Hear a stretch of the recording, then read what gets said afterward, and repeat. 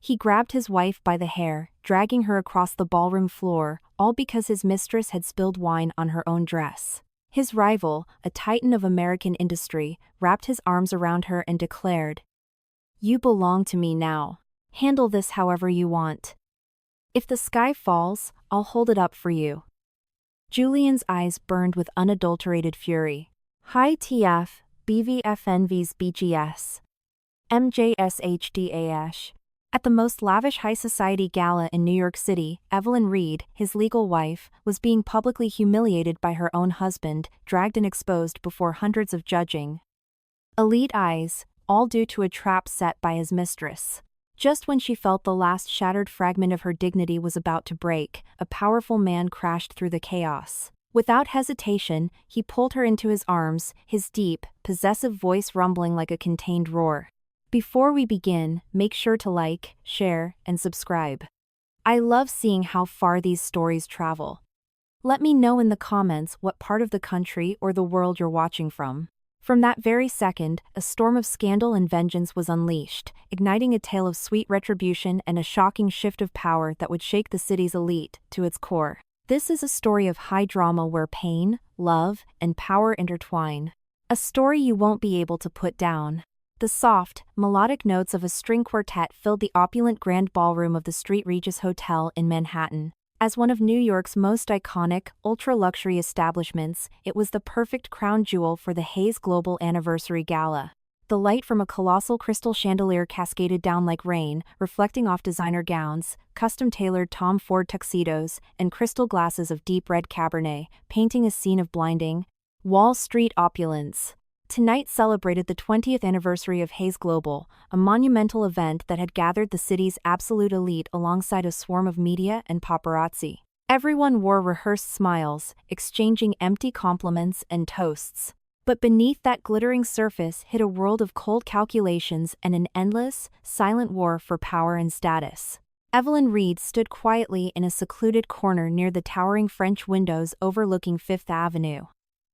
Her solitary silhouette sharply contrasted with the vibrant celebration. She wore a sapphire blue evening gown that she had designed herself. The soft fabric hugged her slender figure, highlighting her porcelain skin and the delicate curve of her collarbones.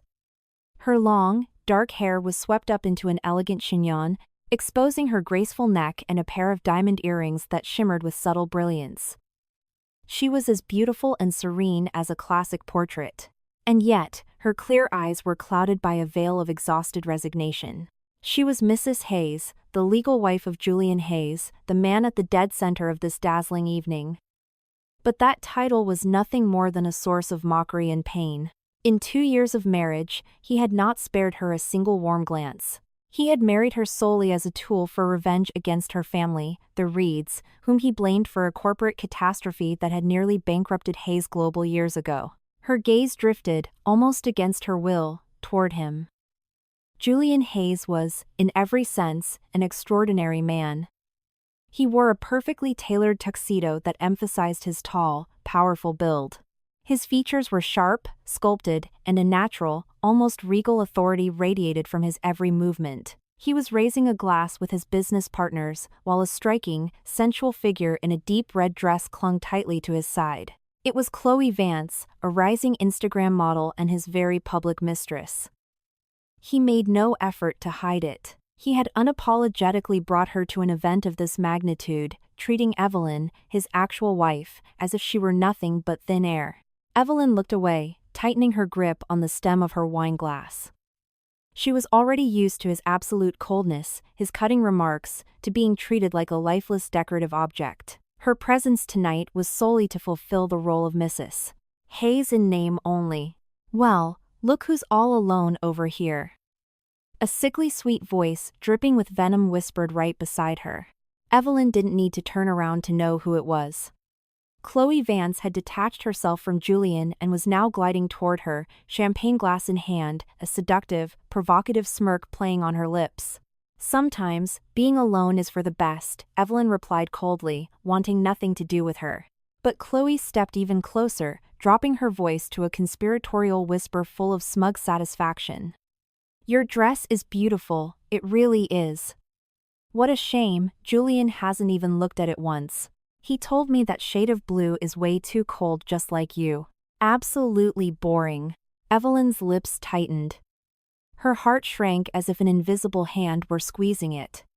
Seeing her silence, Chloe grew bolder. Her manicured fingers traced the diamond pendant resting on her own chest. See this? Julian bought it for me at Tiffany's last week. He said only something vibrant and fiery, like me, is worthy of him. Every word was like a needle stabbing into Evelyn's already shattered self-esteem. She took a deep breath, fighting to maintain her composure. Oh, really?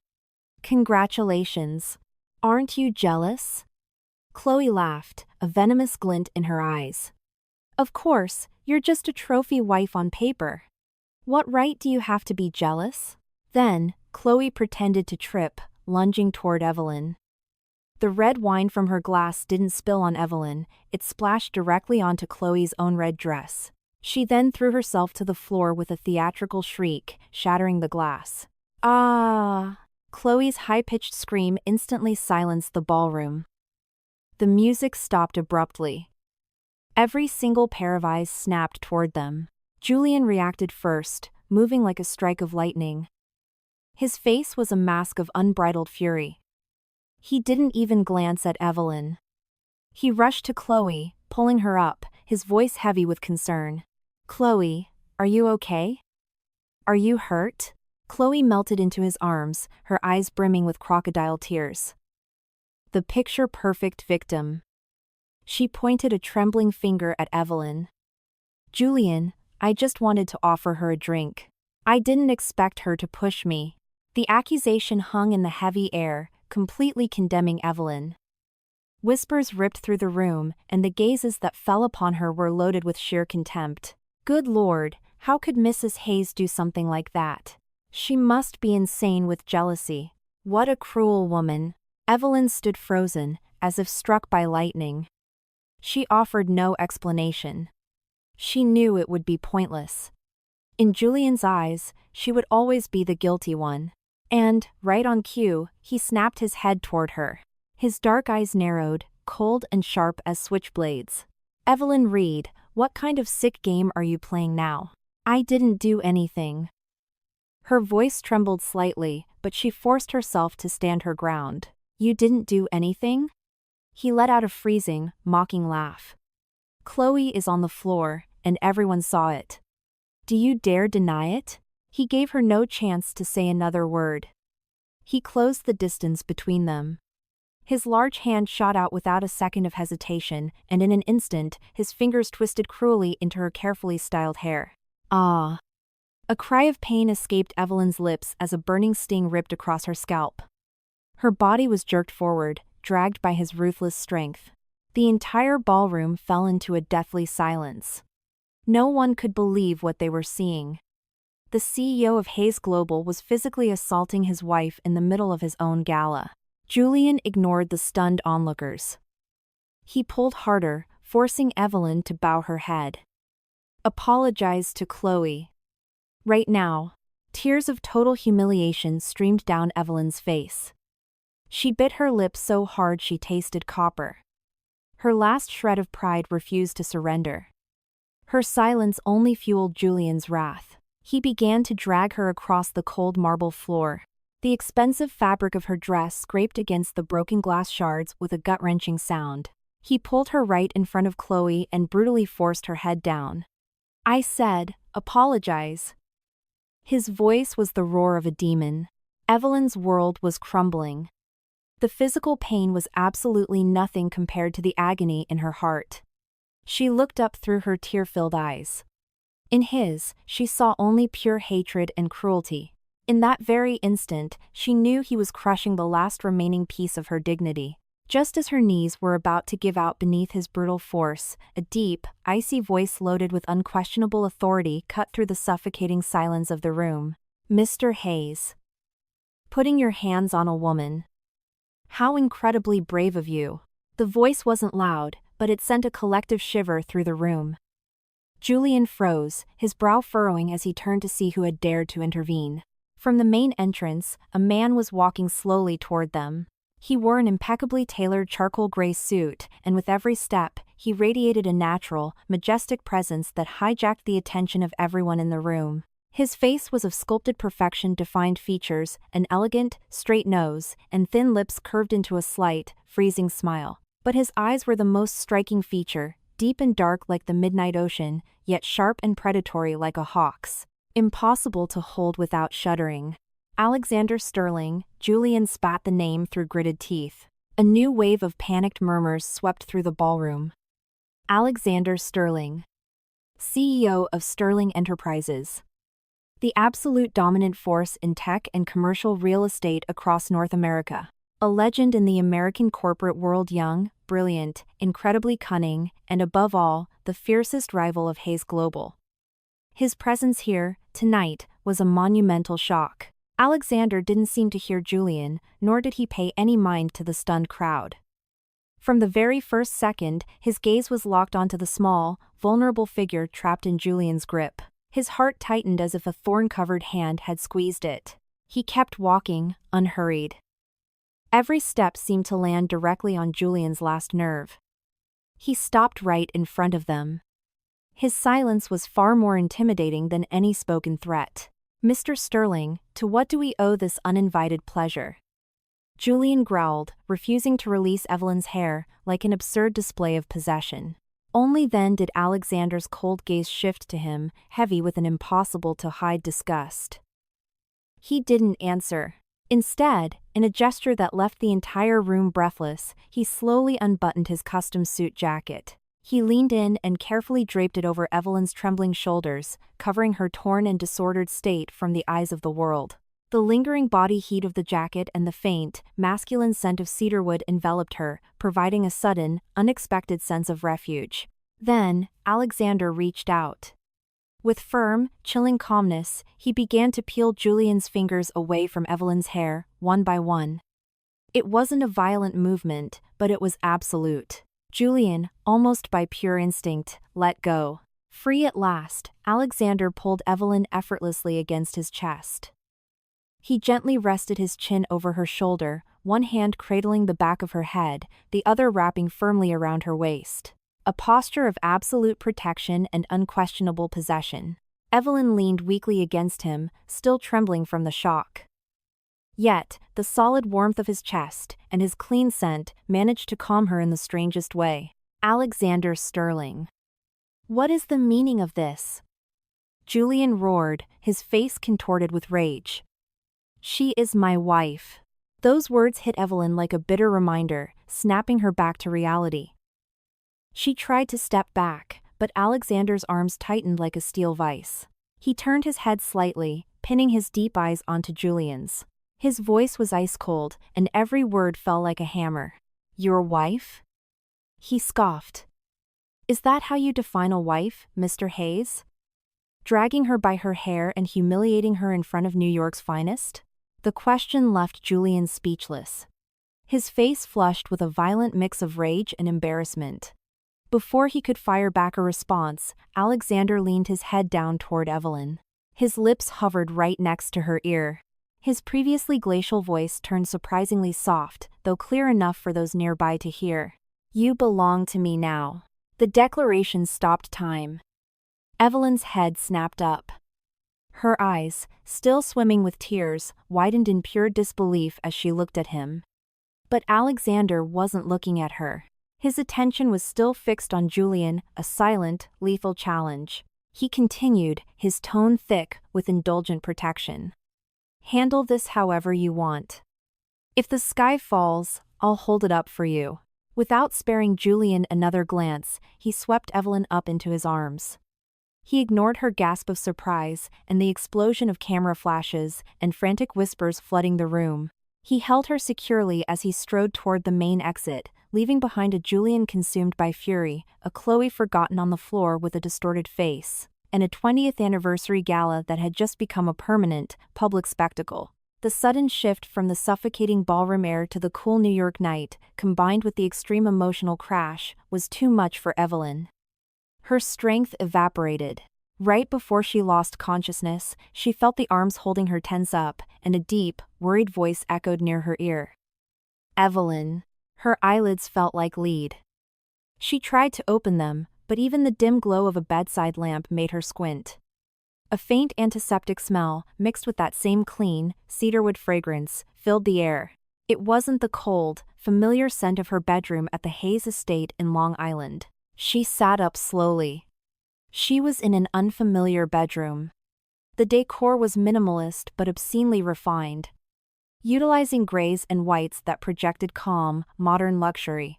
She was wearing a men's oversized silk dress shirt that brushed softly against her skin.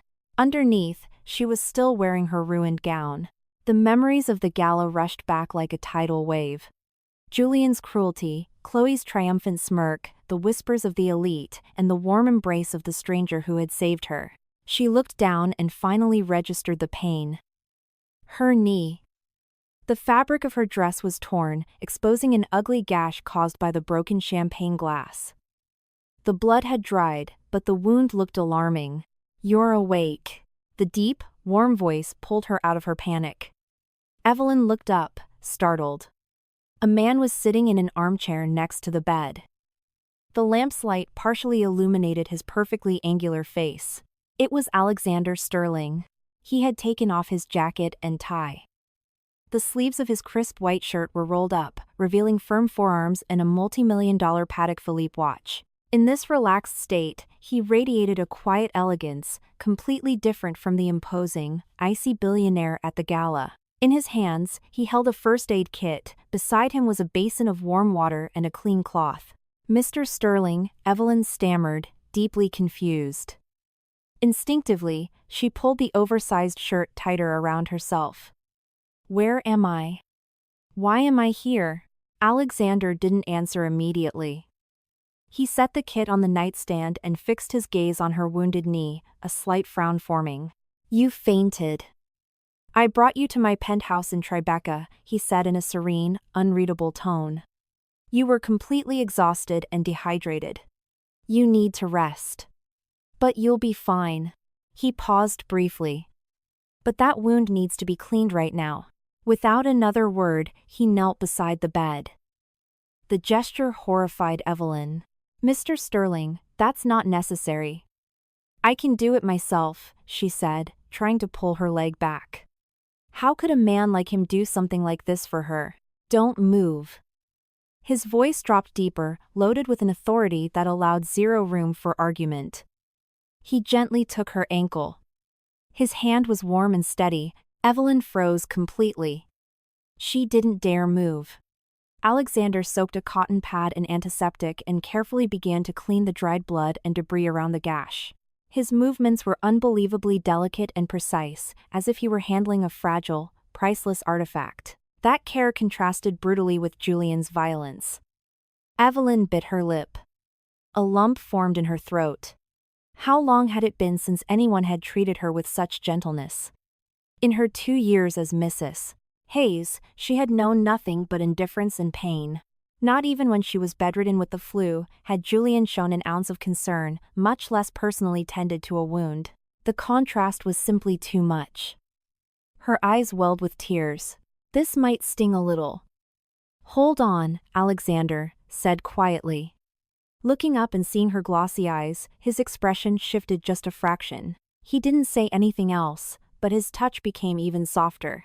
After disinfecting the cut, he meticulously applied an ointment and wrapped it in a sterile bandage. Throughout the entire process, he remained intensely focused, not uttering a single unnecessary word.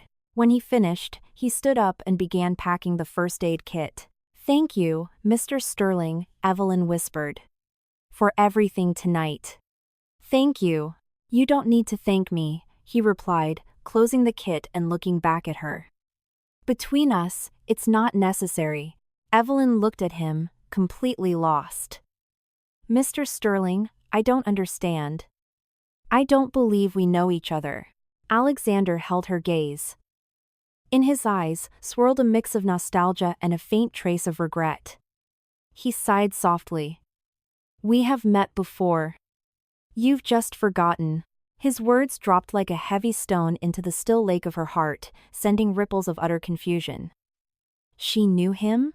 Evelyn racked her brain, but aside from the famous name of the tech and real estate mogul Alexander Sterling, she had absolutely no memory of the man standing before her. While she lost herself in her thoughts, across the city in Long Island, a hurricane of fury was destroying the Hayes estate. Crash! A custom glass coffee table shattered against the wall after receiving a brutal kick from Julian Hayes. His face was darker than a thundercloud. His eyes were bloodshot, and a cold, highly dangerous aura radiated from him. "Damn you, Alexander Sterling!" he roared, grabbing a bottle of Macallan and drinking straight from the neck. His executive assistant, Mr. Davis, stood near the door, trembling, terrified to even breathe normally. He had never seen his boss so consumed by blind rage. The anniversary gala had ended in total disaster, and the company's stock was virtually guaranteed to plummet at the opening bell on Wall Street following the PR nightmare. But what had truly triggered Julian's psychotic break was seeing Mrs. Hayes in the arms of Alexander Sterling in front of everyone. An unbearable, emasculating public humiliation. "You have 30 minutes, Julian snarled, hurling the empty bottle to the floor. "Where did she go? I want to know everything. What is the relationship between Alexander Sterling and Evelyn Reed? Why did he interfere in my business? Investigate every single detail, no matter how small." "Understood? Yes, Mr. Hayes." "Right away." Mr. Davis felt as if he had just been granted a stay of execution. He bowed quickly and practically ran out, horrified to stay in that room for another second. Julian stood alone among the wreckage, breathing heavily. The image of Alexander holding Evelyn kept looping in his mind like a virus, burning away his sanity. Evelyn Reed, the woman he had always despised, the woman he could trample on whenever he pleased, had been in another man's arms. And not just any man. Alexander Sterling. His mortal enemy. "Evelyn Reed, you have a lot of nerve," he spat, clenching his fists until his knuckles turned bone white. "Let's see how far you get in this city without my permission." That night, Evelyn couldn't sleep. Lying in the massive, plush bed of the unfamiliar Tribeca penthouse, she tossed and turned. Alexander's words. "We have met before, you've just forgotten," echoed endlessly in her mind, planting seeds of doubt and deep confusion. But no matter how hard she tried, she couldn't pull up a single memory. The Manhattan skyline, wrapped in darkness, stretched out beyond the floor-to-ceiling windows. The silent luxury of the space only amplified the hollow emptiness inside her. She had spent the night in another man's home. By now, Julian was likely either tearing his house apart in rage or comfortably tangled in the sheets with Chloe Vance, without a single genuine worry for his in-name-only wife. Thinking of Julian sent a dull ache through her chest. 2 years. 2 agonizing years, enduring this hellish marriage. She remembered her wedding night as if it were yesterday.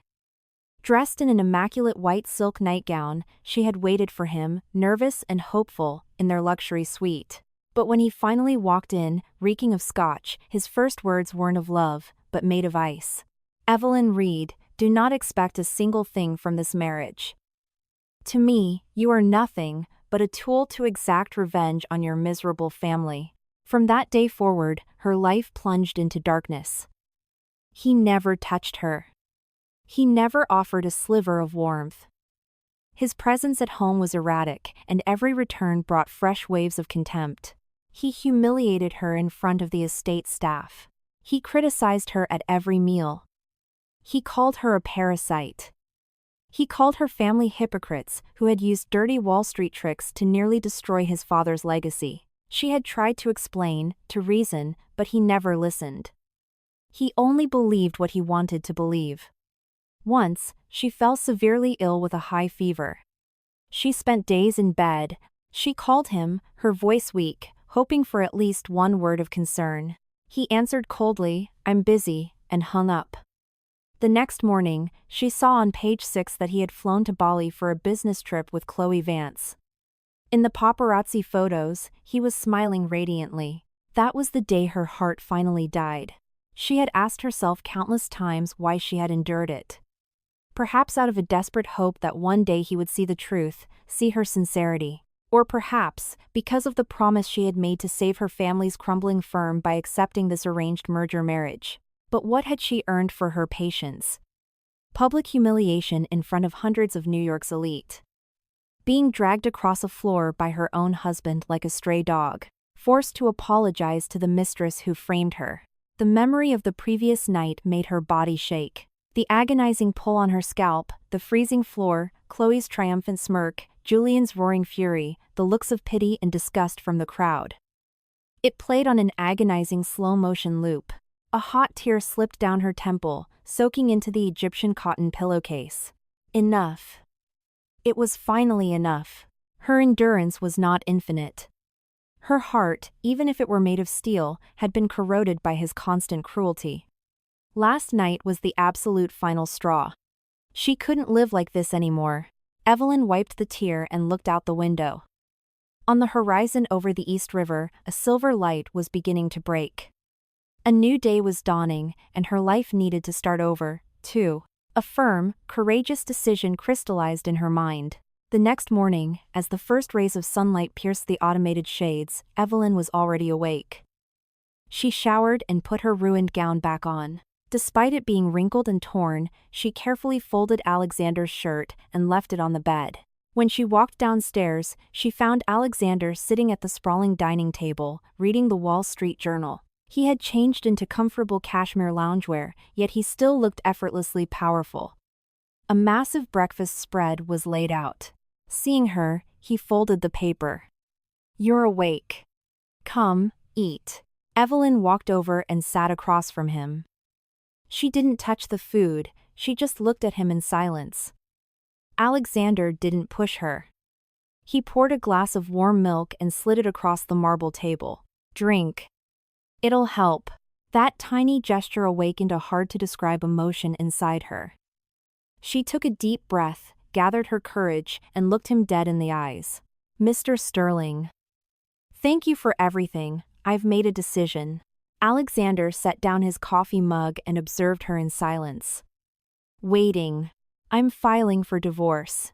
The words came out calmly, but the weight they lifted off her shoulders was monumental. It felt as if a boulder she had carried for 2 years had suddenly vaporized. A profound sense of relief flooded her veins.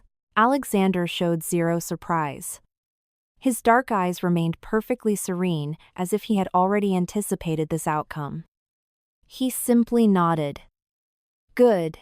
That simple word was the greatest support she could have ever asked for.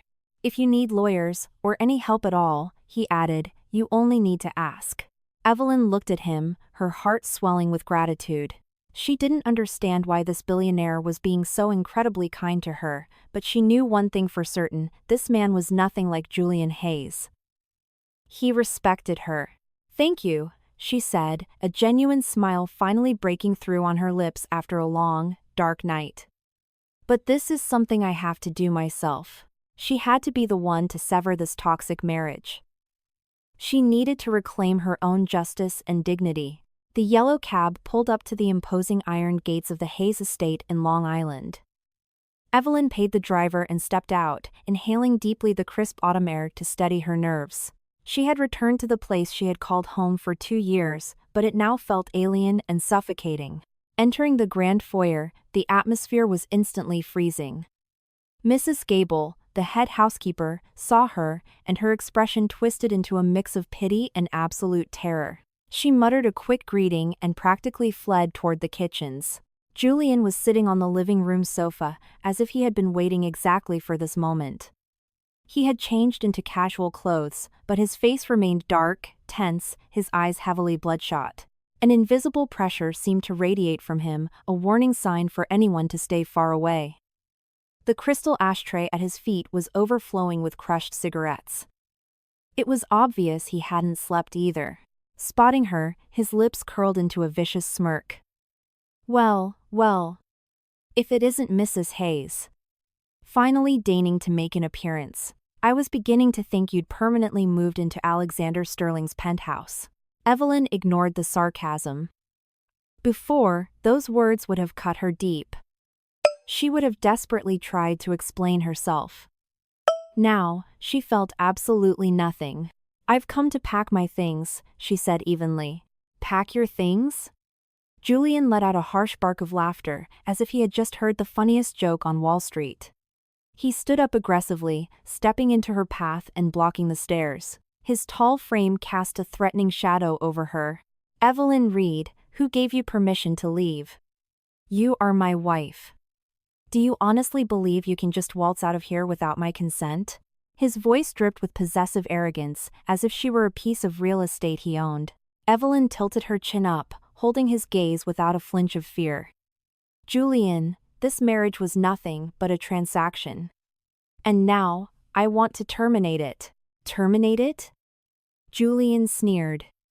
His hand shot out, gripping her chin harshly, forcing her to look at him. What right do you have to talk about terminating anything? After spending the night whoring around with my worst enemy, you think you can just walk away? Evelyn Reed, do you take me for a fool? The pain in her jaw was sharp, but Evelyn didn't blink. She looked at him with absolute frost.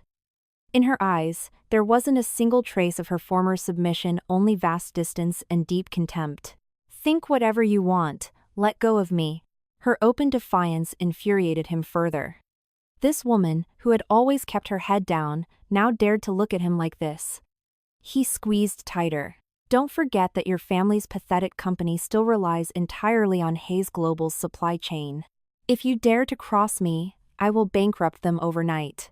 It was his ultimate weapon. The heavy iron chain that had kept her bound to this hell for 2 years. But this time, it held zero power. Do whatever you want, Evelyn replied coldly. I've already paid my family's debt with 2 years of my life and all of my dignity. As of today, I owe absolutely nothing to anyone. With a sharp jerk, she ripped her chin from his grasp. Julian froze. He had never, in his wildest dreams, expected her to physically resist him. Taking advantage of his shock, Evelyn stepped back, putting distance between them. She opened her designer handbag and pulled out a neatly folded document. Without a single word, she threw it hard against his chest. The white papers fluttered to the hardwood floor, sliding right to his custom Italian loafers. At the top, printed in bold, undeniable letters, read, "Petition for divorce." And at the bottom, on the petitioner's line, was Evelyn Reed, signed with a firm, steady hand. Julian stared down at the document. His pupils violently contracted. Divorce. This woman actually dared to hand him divorce papers.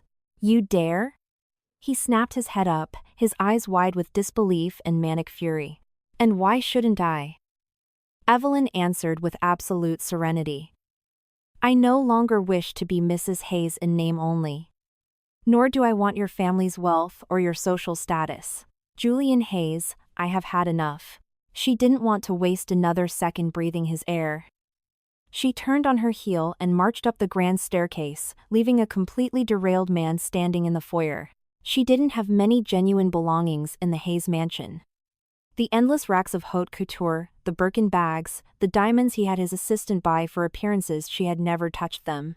She packed only what was truly hers, a few comfortable clothes, her old design textbooks from Parsons, and a handful of personal trinkets. It all fit into one small carry-on suitcase. When she came back downstairs with her luggage, Julian was in the exact same spot, but now he was gripping the divorce papers, crushing them into a deformed ball in his fist. Seeing her walk toward the front door, he lunged forward to block her again. I do not agree to this. That doesn't matter, Evelyn replied, her voice like liquid nitrogen. My lawyers will file it with the New York State Supreme Court. Evelyn Reed. He roared, completely losing control. He couldn't compute how they had reached this point. She was supposed to be the one begging on her knees. Why was she the one leaving him? Do you really think you can survive out there after leaving me? Do you honestly think Alexander Sterling is serious about you? Don't be so naive. To him, you are just another chess piece to use against me. What I am to him is none of your business. Evelyn smiled, a smile of profound, pitying contempt. You should be much more worried about your precious Chloe Vance. I'm sure she's desperately in need of your consolation right now. Without giving him a chance to retort, she pushed past his shoulder, grabbed her suitcase, and walked straight out the heavy oak doors. "Stop! Evelyn Reed, get back here!" Julian's shouts echoed off the marble walls behind her. But she didn't stop. She didn't look back. The morning sun hit her face directly. It was bright, almost blinding, but it was incredibly warm. She took a deep, shaking breath. For the first time in an eternity, her chest felt light. She had escaped. She had finally walked out of the golden cage. Behind her, Julian watched her figure retreat down the driveway, gripping the crumpled divorce papers until his veins bulged. A completely foreign, sickening sensation invaded his chest. A terrifying mix of emptiness and panic. Walking out of the Hayes estate felt like dropping a 100-pound weight. The New York sky seemed clearer, the air easier to breathe. But with freedom came harsh reality. Where would she go? What would she do now? She hadn't walked far down the tree-lined suburban road when a sleek black Bentley pulled up silently beside her. The tinted window rolled down, revealing Alexander Sterling's serene, handsome face. "Get in," he said simply. Evelyn hesitated for a split second, then nodded. She didn't want to stay in Julian's zip code a minute longer. Alexander stepped out, opened the trunk for her suitcase, and held the passenger door open for her. His effortless chivalry made something warm flutter in her chest. The luxury car pulled away, leaving the imposing, cold mansion in the rearview mirror. "Where are you heading?" he asked as they merged onto the Long Island Expressway toward the city. "I don't know yet. I was thinking of finding a hotel in Midtown for now," she answered honestly. Alexander stayed quiet for a moment. "A hotel isn't a long-term solution. I own a high-end condo in Hudson Yards that's currently vacant. The security is top tier, and no one will bother you there. Consider it a loan. You can move out once you're back on your feet." "Oh, no, Mr. Sterling. I couldn't. That's far too much." Evelyn quickly shook her head. She already felt she owed him her life. "I don't like being rejected." Alexander glanced at her through the rearview mirror. His tone left zero room for negotiation. "Besides, I don't do anything for free in this city. Consider it a favor you owe me. I'll collect eventually." Framed as a transaction, it was easier for her pride to accept. Evelyn didn't want to be a burden, but she desperately needed a safe harbor. "In that case." "Thank you." Alexander's apartment was in one of the most exclusive, hyper-secure residential skyscrapers in Hudson Yards. It wasn't a sprawling mansion, just a one-bedroom with a massive living area, but it was decorated with warm, sophisticated taste. Most importantly, it gave her a profound sense of security and absolute freedom. After bringing her suitcase up, Alexander didn't linger. He handed her a keycard and a brand new iPhone in a sealed box. "My private number is programmed in. Call me if you need anything. And for now, don't use your old number to ensure you aren't harassed." His meticulous consideration left her speechless. She could only thank him again. When the door clicked shut behind him, Evelyn was finally alone in her own space. She walked through the apartment, running her fingers softly over the modern furniture. Right here, her new life was beginning. Over the next few days, Evelyn threw herself into the job hunt. Holding a prestigious honors degree in jewelry design from the Parsons School of Design, she was confident she could land a good position at a top firm in the Diamond District. She quickly updated her resume and sent it to the city's premier luxury jewelry houses. As expected, she quickly got calls for interviews. She was excited, full of hope. But the reality of corporate New York hit her like a freight train. At the first company, the HR director seemed incredibly impressed. He even told her to come back next Monday to sign paperwork. But 2 days later, she received a cold email stating the position had been filled internally. The second company was even stranger. The moment she stepped off the elevator, the receptionist awkwardly informed her the interview had been canceled due to unforeseen circumstances. At the third, after she introduced herself, the creative director was openly hostile, asked her 3 completely irrelevant questions, and practically shoved her out the door. After 5 identical experiences, Evelyn, naive as she might have been about business, finally understood. Someone was pulling strings from the shadows. And that someone could only be Julian Hayes. He was trying to corner her, to starve her out, to force her to crawl back to Long Island on her knees and beg. The thought made her let out a bitter laugh. Did he really think she would surrender that easily? He had completely underestimated her. That night, after a long, frustrating, and humiliating day on the subway, Evelyn returned to the Hudson Yards condo. She didn't turn on the lights. She simply sank onto the cold hardwood floor, staring out the massive window at the glowing New York skyline. A heavy wave of loneliness and powerlessness washed over her. She had no idea what to do. Then, her eyes landed on her half-open suitcase in the corner. Poking out from beneath a stack of clothes was an old, battered sketchbook. It was her portfolio from Parsons. The exact book where she had poured all her passion, her soul, and her raw talent for jewelry design. Since marrying Julian, she had buried it. And her dreams along with it. An intense jolt of adrenaline shot through her veins. She stood up, walked over to the suitcase, and with trembling hands, pulled out the sketchbook. As she turned the pages, the design sprang to life before her eyes. Delicate strokes, bold concepts, pure, unadulterated beauty. The passion she thought Julian had extinguished flared back to life, brighter and fiercer than ever before. Of course. Why was she begging HR directors for a desk job? Why couldn't she forge her own empire? It was a moment of absolute clarity. Evelyn grabbed a graphite pencil and fresh paper, sat down at the coffee table under the warm glow of a reading lamp, and began to draw. At first, her strokes were hesitant, rusty. But within minutes, they became fluid, aggressive, certain. Elegant curves and intricate, diamond-studded details began to populate the blank page. She drew without stopping. She forgot about the time. She forgot about her exhaustion. She forgot about the rejections of the day. Her mind was a galaxy of precious stones, delicate platinum chains, and completely unique pendants. She was creating her own world. A world Julian Hayes could never touch.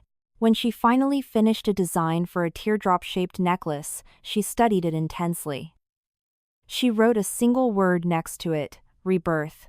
A luminous, unstoppable smile broke across her face. "You can do this, Evelyn," she whispered into the empty room. "The road is going to be brutal, but you will never fall again." For the next few days, she locked herself away, pouring every ounce of her soul into her designs. She transmuted her anger, her frustration, and her pain into explosive creative energy. Her pieces weren't just beautiful objects, they had history. They had a soul. But she knew sketches on a table weren't enough to launch a brand in New York City.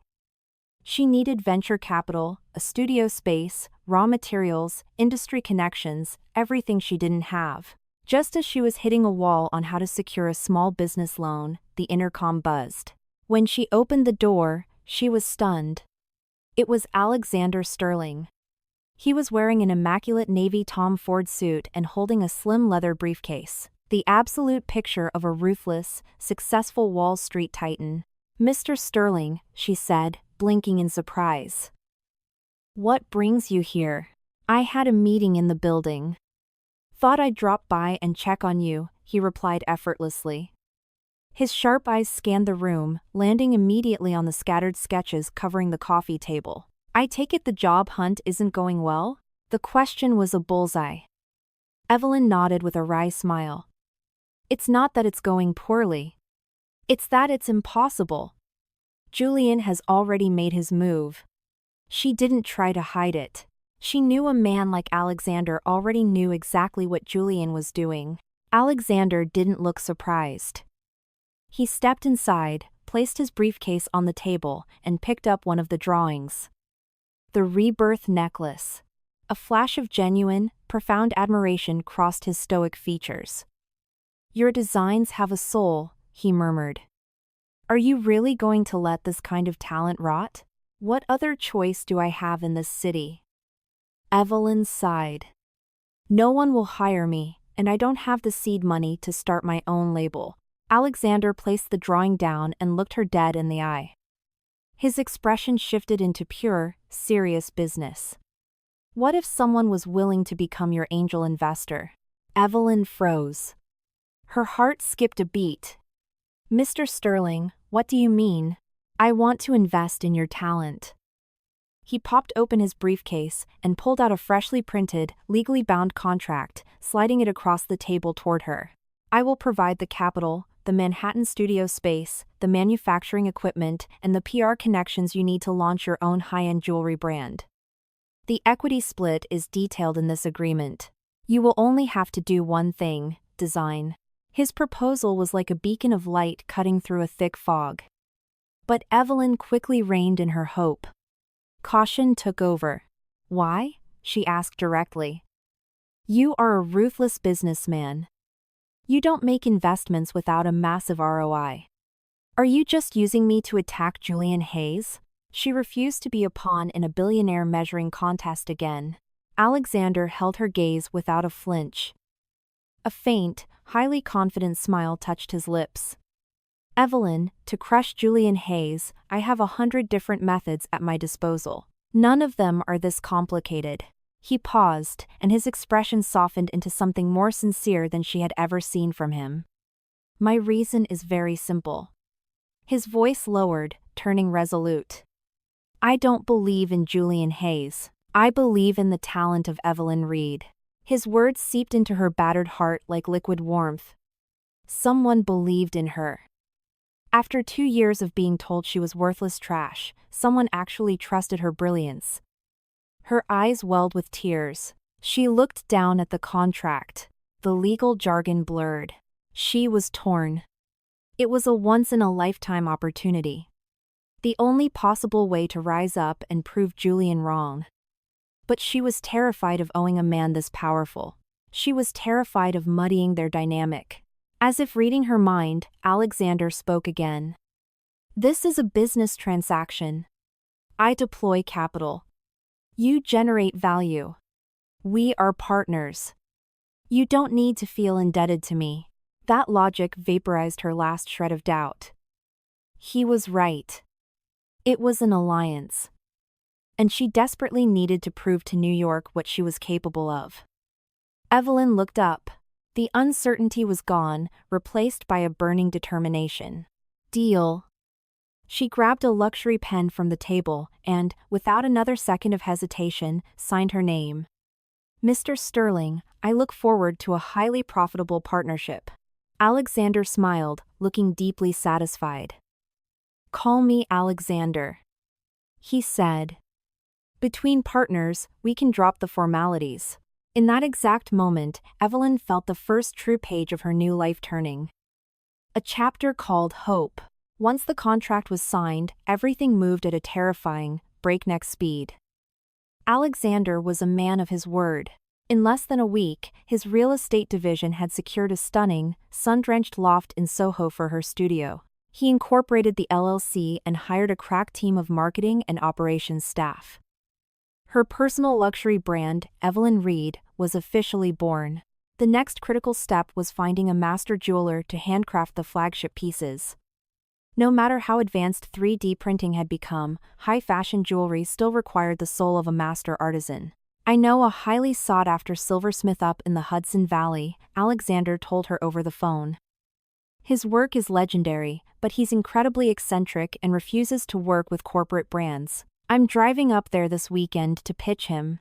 Do you want to come? It was only a 2-hour drive out of the city.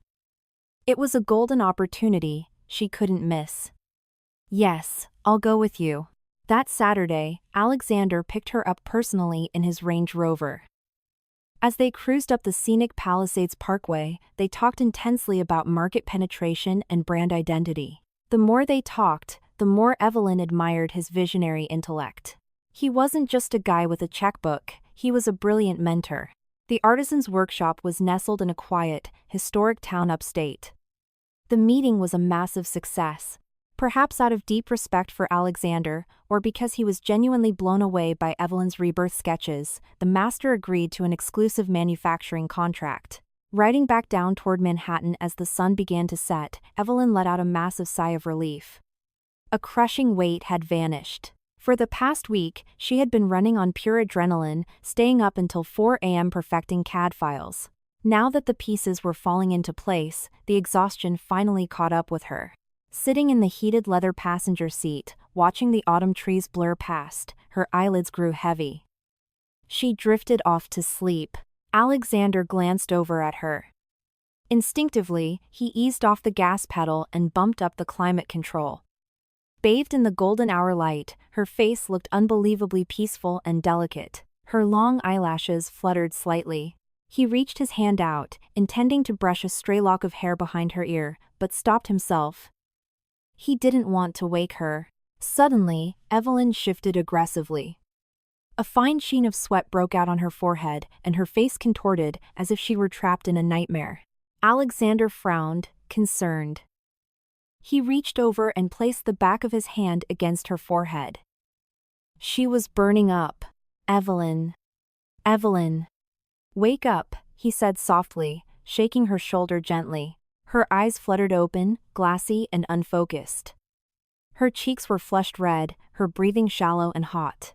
I'm so hot. I feel sick, she murmured.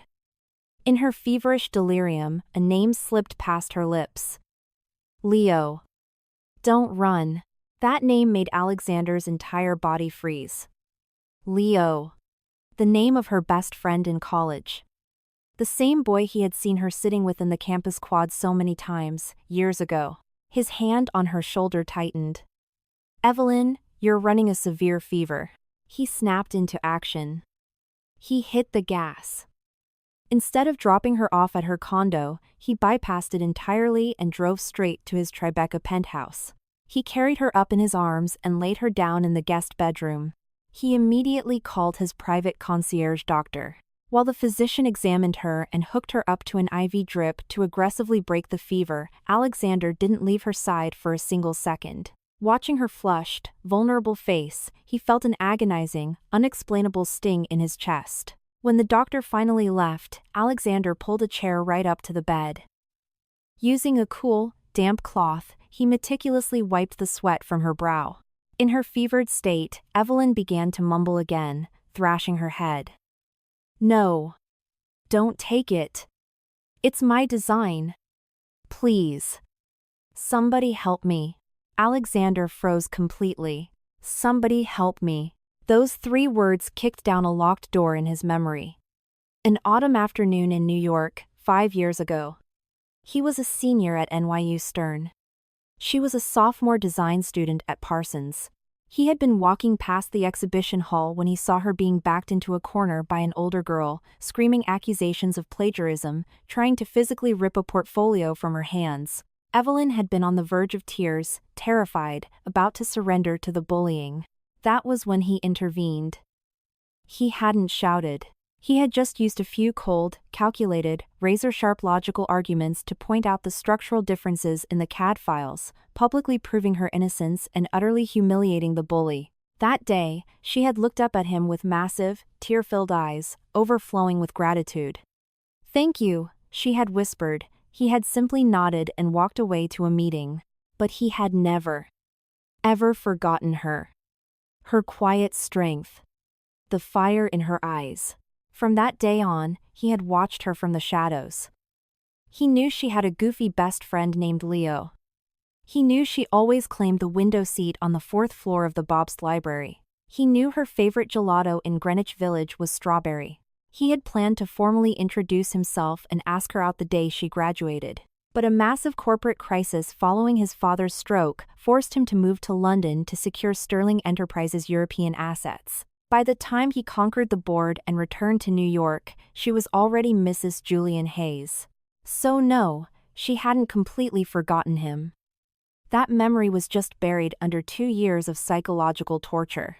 Alexander let out a ragged sigh. This time, he didn't hesitate. He reached out and gently stroked her burning cheek. His expression was a storm of sorrow, deep regret, and a terrifying, unbreakable determination.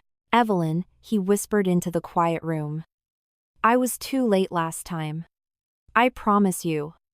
I will never let Julian Hayes, or anyone else, hurt you ever again. The bombshell news that Evelyn Reed, the notoriously discarded ex-wife of Hayes Global CEO Julian Hayes, had launched her own luxury jewelry brand, bankrolled heavily by his sworn enemy Alexander Sterling, spread like wildfire through New York's elite circles and financial blogs. This was no longer just elite gossip. This was a billionaire proxy war. Wall Street was holding its breath to see how Julian Hayes would retaliate. Inside the glass-walled CEO office at Hayes Global Tower, the temperature felt below freezing. Smash! A prototype smartphone shattered against the reinforced glass wall, raining pieces onto the carpet. Julian's face was demonic. His eyes were bloodshot with pure, toxic rage. Splayed open on his mahogany desk was the latest issue of Forbes Life. On the glossy pages were photos of Evelyn and Alexander cutting the ribbon at her new Soho studio. In the spread, she was wearing a razor-sharp, ivory power suit. Her hair fell in soft waves. Her makeup was subtle, but she radiated something Julian had never, ever seen in her. Absolute confidence. Radiance. Her smile wasn't the submissive, forced line she wore for him. It was real, luminous, and powerful. And Alexander, standing right beside her, was looking at her with a highly visible cocktail of deep admiration and undeniable tenderness. They looked like a Wall Street power couple. The image was a poisoned dagger driven straight into Julian's ego. He couldn't compute it. The pathetic woman he had emotionally tortured, the woman he was absolutely certain would come crawling back to his mansion begging for her credit cards, was now shining entirely on her own. And she was doing it with his greatest rival. To Julian, this was worse than losing a billion-dollar government contract. It was a castrating public humiliation. Evelyn Reed, you have some serious nerve, he hissed, vibrating with hatred. Aligning yourself with Sterling to try and humiliate me. At that moment, the double doors swung open. Chloe Vance strutted in, holding 2 iced oat milk lattes. Julian, babe, don't get so worked up. It's bad for your blood pressure, she cooed in her syrupy voice, placing the coffees on the desk. She's just a desperate divorcee, trying to stay relevant. Is it really worth a tantrum? Julian growled, refusing to look at her. Chloe glanced down at the magazine. A vicious flash of pure jealousy slashed across her eyes. She knew that, regardless of how terribly Julian treated Evelyn, his ex-wife still occupied a massive, obsessive space in his brain. And right now, his obsession was on full display. She walked behind his leather chair, wrapping her arms around his neck, and whispered directly into his ear. She just wants your attention, Julian. The angrier you get, the more she thinks she's winning. You need to remind her exactly why leaving you was the biggest mistake of her life. Julian narrowed his eyes. What are you proposing? Chloe smiled like a viper. She wants to play CEO? Cute. But how long can a baby startup survive with zero industry clout if you apply just a little bit of leverage? She paused, kissing his neck. Alexander Sterling can't hold her hand Firotuv, Sue. And when her little vanity project files for Chapter 11, whose door do you think she'll come crying to? Her toxic words slotted perfectly into Julian's fractured ego. It was like a drug. He could not let her win. He had to remind New York who the apex predator was. You're right, he finally said, a cold, sadistic smile spreading across his face. He pushed Chloe off him, grabbed his desk phone, and hit a speed dial button. Get the VP of procurement in here. Right now. A dirty, calculated embargo was about to begin. A week later, Evelyn's company hit its first catastrophic wall. Everything was primed for production. They were just waiting for the first massive shipment of raw, uncut conflict-free diamonds to begin manufacturing the launch collection. But on the day of delivery, one by one, her suppliers started dropping like flies. I'm so sorry, Miss Reed, but our shipment has been tied up in customs indefinitely. We can't fulfill the order. Apologies, Miss Reed, but we just signed an exclusive bulk contract with a major conglomerate. Our entire high-grade inventory is spoken for. Miss Reed, you need to find another vendor. We absolutely cannot do business with you. After the 5th identical phone call, Evelyn understood. This was not a coincidence. She had her operations manager make some discreet calls, and the intel confirmed her worst nightmare.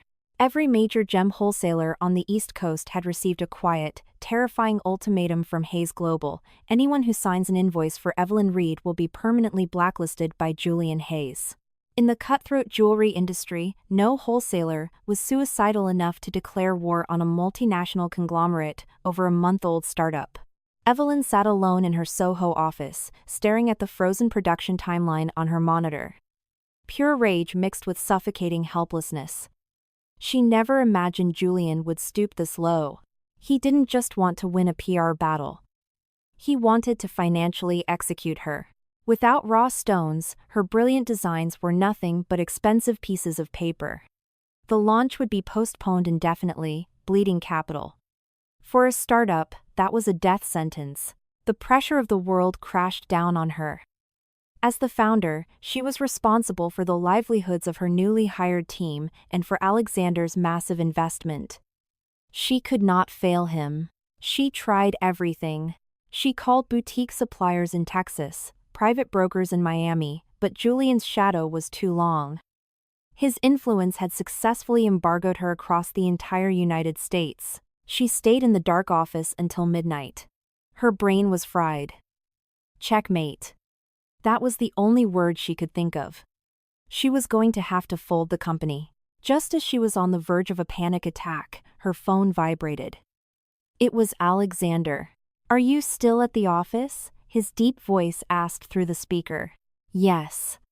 "Just wrapping up some administrative things," she lied, trying to keep her voice steady. She didn't want to show him she was failing. But Alexander was impossible to fool. "I'm parked downstairs." "Come down. We're getting dinner." "You don't have to." "I'm not really hungry." "Come down." His tone shifted into that quiet authority that brokered zero debate. "Or I will come up there and carry you out." Knowing it was pointless to argue with a billionaire accustomed to total obedience, Evelyn powered down her iMac and went downstairs. The black SUV was idling at the curb. He didn't take her to a pretentious Michelin star restaurant. He took her to a quiet, authentic Italian spot in the West Village that specialized in her favorite comfort food. He ordered light, perfect dishes, exactly to her taste. During the meal, he didn't mention work once. He just served her portions, told her dry, witty stories about Ivy League boardrooms, and actively tried to make her smile. His incredible emotional intelligence moved her deeply. It was only when the plates were cleared that he set down his wine glass and looked at her. "You don't need to stress about the supply chain embargo anymore." Evelyn's head snapped up in shock. "You knew?" "Julian Hayes only knows how to throw playground tantrums," Alexander said with a faint, condescending smirk. "He thinks flexing his muscle in the domestic market is a kill shot. His vision is pathetically small." He reached into his jacket, pulled out a sleek iPad, and slid it across the checkered tablecloth. "Look." Evelyn picked it up. On the screen was a highly detailed dossier of elite, Tier 1 diamond, and gemstone syndicates based in Antwerp, Johannesburg, and Myanmar. Right next to them were legally binding, signed contracts. The quality and volume secured in the documents were light years beyond anything she had tried to source domestically. She was completely speechless. "I leveraged some of Sterling Enterprises' international shipping contacts," he said smoothly. "They were more than happy to grant us exclusivity with highly preferred tariffs. If Julian wants to play dirty domestically, we simply build a global supply chain. Let's see if his little embargo can cross the Atlantic." He hadn't just solved her crisis, he had weaponized it, turning a local blockade into an opportunity to instantly elevate her brand to the global stage. Evelyn stared at him. An intense, overwhelming rush of emotion washed over her.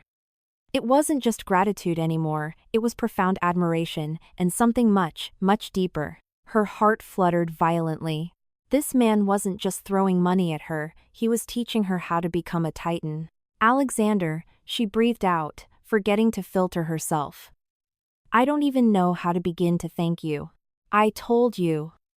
We are partners, he replied, his gaze suddenly turning much more intense, locking onto hers.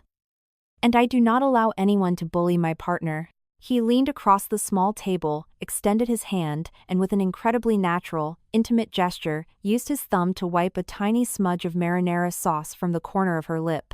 The physical contact sent a jolt of electricity straight down her spine. His voice dropped an octave, firm and absolute. And I also told you something else. Evelyn's heart hammered against her ribs. He held her gaze, refusing to let her look away. Whoever wants to touch you will have to go through me first. It was no longer just a dramatic line thrown at a gala to provoke Julian. It was a vow. A firm, protective, absolute reality. The main hall of the Javits Center in Manhattan was packed to the brim with fashion journalists, Vogue editors, and aggressive paparazzi. Camera flashes fired like strobe lights. On the massive LED screen behind the runway, the Evelyn Reed logo glowed with minimalist elegance. It was the official launch of her debut collection, Rebirth. Backstage, Evelyn took a deep breath, trying to slow her racing heart. She wore a custom silk cream dress she had tailored herself. It was simple, elegant, flawless. She was no longer the exhausted, terrified ghost of a wife. Tonight, she radiated pure life. Don't be nervous. Alexander materialized beside her. He had ditched the tie, looking effortlessly relaxed. Are you ready? Just go out there and be exactly who you are. He wasn't sitting in the front row. He had deliberately chosen to stand in the shadows offstage. This was her moment. He refused to eclipse her. Evelyn beamed at him. Thank you. It was time. She walked out onto the stage. The applause rolled through the room, chased by blinding flashes. She stepped up to the acrylic podium. She looked out at the sea of New York's most judgmental critics. And for the first time, she felt absolutely zero fear. Only pride and titanium determination. Good evening. My name is Evelyn Reed. Tonight, I have the profound honor of presenting my debut collection, Rebirth. She spoke flawlessly, explaining the concept: the raw uncut stones, the brutal pressure of the cutting process, the translation of pain into blinding brilliance. She spoke of falling down, of transformation, of rediscovering one's true self. Her words weren't marketing fluff, they were raw, bleeding sincerity. The audience was entirely captivated.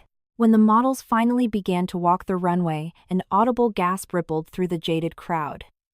The pieces were masterpieces. Classic elegance, infused with aggressive, modern innovation. It was a certified triumph. Until... Suddenly, the heavy double doors at the back of the hall violently swung open. Julian Hayes and Chloe Vance marched in. Their uninvited, highly dramatic entrance caused an instant frenzy.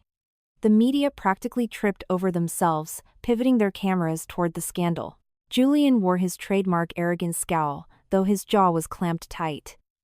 Chloe was clinging to his arm, her makeup professionally flawless. But her eyes were brimming with artificial tears, the ultimate calculated image of a victim. I apologize for the interruption. Julian's voice boomed, cutting through the music like a machete. But I have come here today to demand justice for Chloe. On stage, Evelyn's stomach dropped. She knew exactly why they were here. They had come to publicly execute her brand on day one. Chloe detached herself from Julian and walked down the aisle, her voice breaking into a perfectly rehearsed sob. Ladies and gentlemen of the press, I know today is supposed to be a triumph for my ex-sister-in-law. I shouldn't be here, but I cannot stay silent while my life's work is stolen. She held up an iPad. The screen mirrored to the press, displaying a CAD sketch. The resemblance to the Rebirth teardrop necklace was striking. This design, Chloe cried, wiping a tear, is a piece I poured my absolute heart into for a national jewelry competition. I showed it to Evelyn months ago, trusting her as a friend, asking for her expert opinion. I never in a million years imagined she would steal my intellectual property and mass-produce it as her own. The accusation dropped like a nuclear bomb in the convention center. The room erupted into chaotic shouting. Plagiarism. The absolute kiss of death for any designer in the fashion industry. The journalists abandoned their seats and surged toward the stage, shoving microphones forward. Miss Reed, is it true? Did you steal Miss Vance's design to secure your funding? Is this how you built your brand? Evelyn stood frozen at the podium, bombarded by screaming questions, flashes, and eyes dripping with judgment. She looked past the cameras and locked eyes with Julian. She saw the sick, twisted satisfaction glowing in his eyes. He wanted to destroy her, but she was not the same woman he used to drag across the floor. She was not going to break. She took a deep breath, grabbed the microphone off the stand, and her voice echoed out, crystal clear and commanding. "Thank you, Miss Vance, for bringing this highly serious allegation to light." She stared dead at the model. "But before the press decides who copied whom, I would like to ask you one simple question. You claim this design is the fruit of your intense labor. Does that mean you've been developing it recently?" Chloe, slightly thrown off by Evelyn's unnatural calm, swallowed hard and nodded. "Yes. I've been working on it tirelessly for the past 6 months. 6 months." A terrifyingly cold smile curved on Evelyn's lips. What a tragedy. She turned to the AV technician off stage. "Could you please mirror my laptop to the main screen?" Seconds later, the massive LED board shifted. Evelyn opened a password-protected, encrypted folder. "Ladies and gentlemen of the press," her voice rang out with absolute authority. "What you are looking at are scanned, time-stamped pages from my personal sketchbook from my time as an undergraduate at the Parsons School of Design." Images began to populate the screen. The initial, rough graphite sketches of the rebirth necklace. The mathematical cat evolutions, the margin notes, the flaw corrections, everything meticulously documented. And on every single page, there is a digital university timestamp. "As you can clearly see," she said, using a laser pointer, "this concept was born exactly 5 years ago." She clicked to the next slide. A high-resolution photograph appeared. It was a younger Evelyn, standing on a stage at a university gala, receiving the Dean's Award. Resting perfectly against her collarbone was a sterling silver prototype of the exact necklace. "And this is the award I won with this exact design. 5 years ago." The silence in the Javits Center was deafening. Then, an explosion of frantic murmurs and camera shutters. The evidence was irrefutable, digital, and absolute. The aggressive gazes of the journalists pivoted violently. They were no longer looking at Evelyn. They were looking at Chloe. With pure, unadulterated disgust and mockery. Chloe's spray-tanned face drained of all blood, turning a sickly chalk white. She opened her mouth, but no sound came out. Julian was completely paralyzed.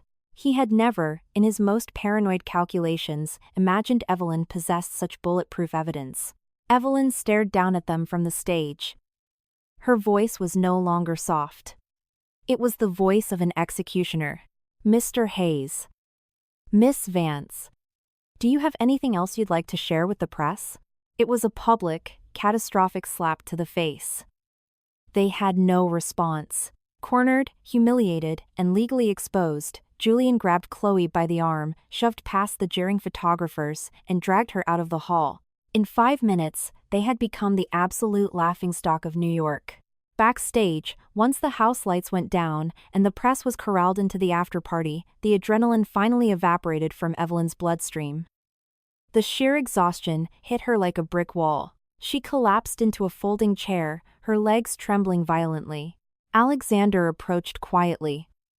He unscrewed a bottle of Fiji water and handed it to her. He didn't say anything at first. He just pulled up a chair and sat beside her. His dark eyes reflected an ocean of pride and deep tenderness. "You handled that flawlessly," he finally said. Evelyn looked at him and let out a shaky laugh. "I don't think I could have faced them without knowing you were standing right there." "No," Alexander shook his head firmly. "That courage has always been inside of you. I just helped you dig it back up." He was right. She was no longer the woman who suffered in silence.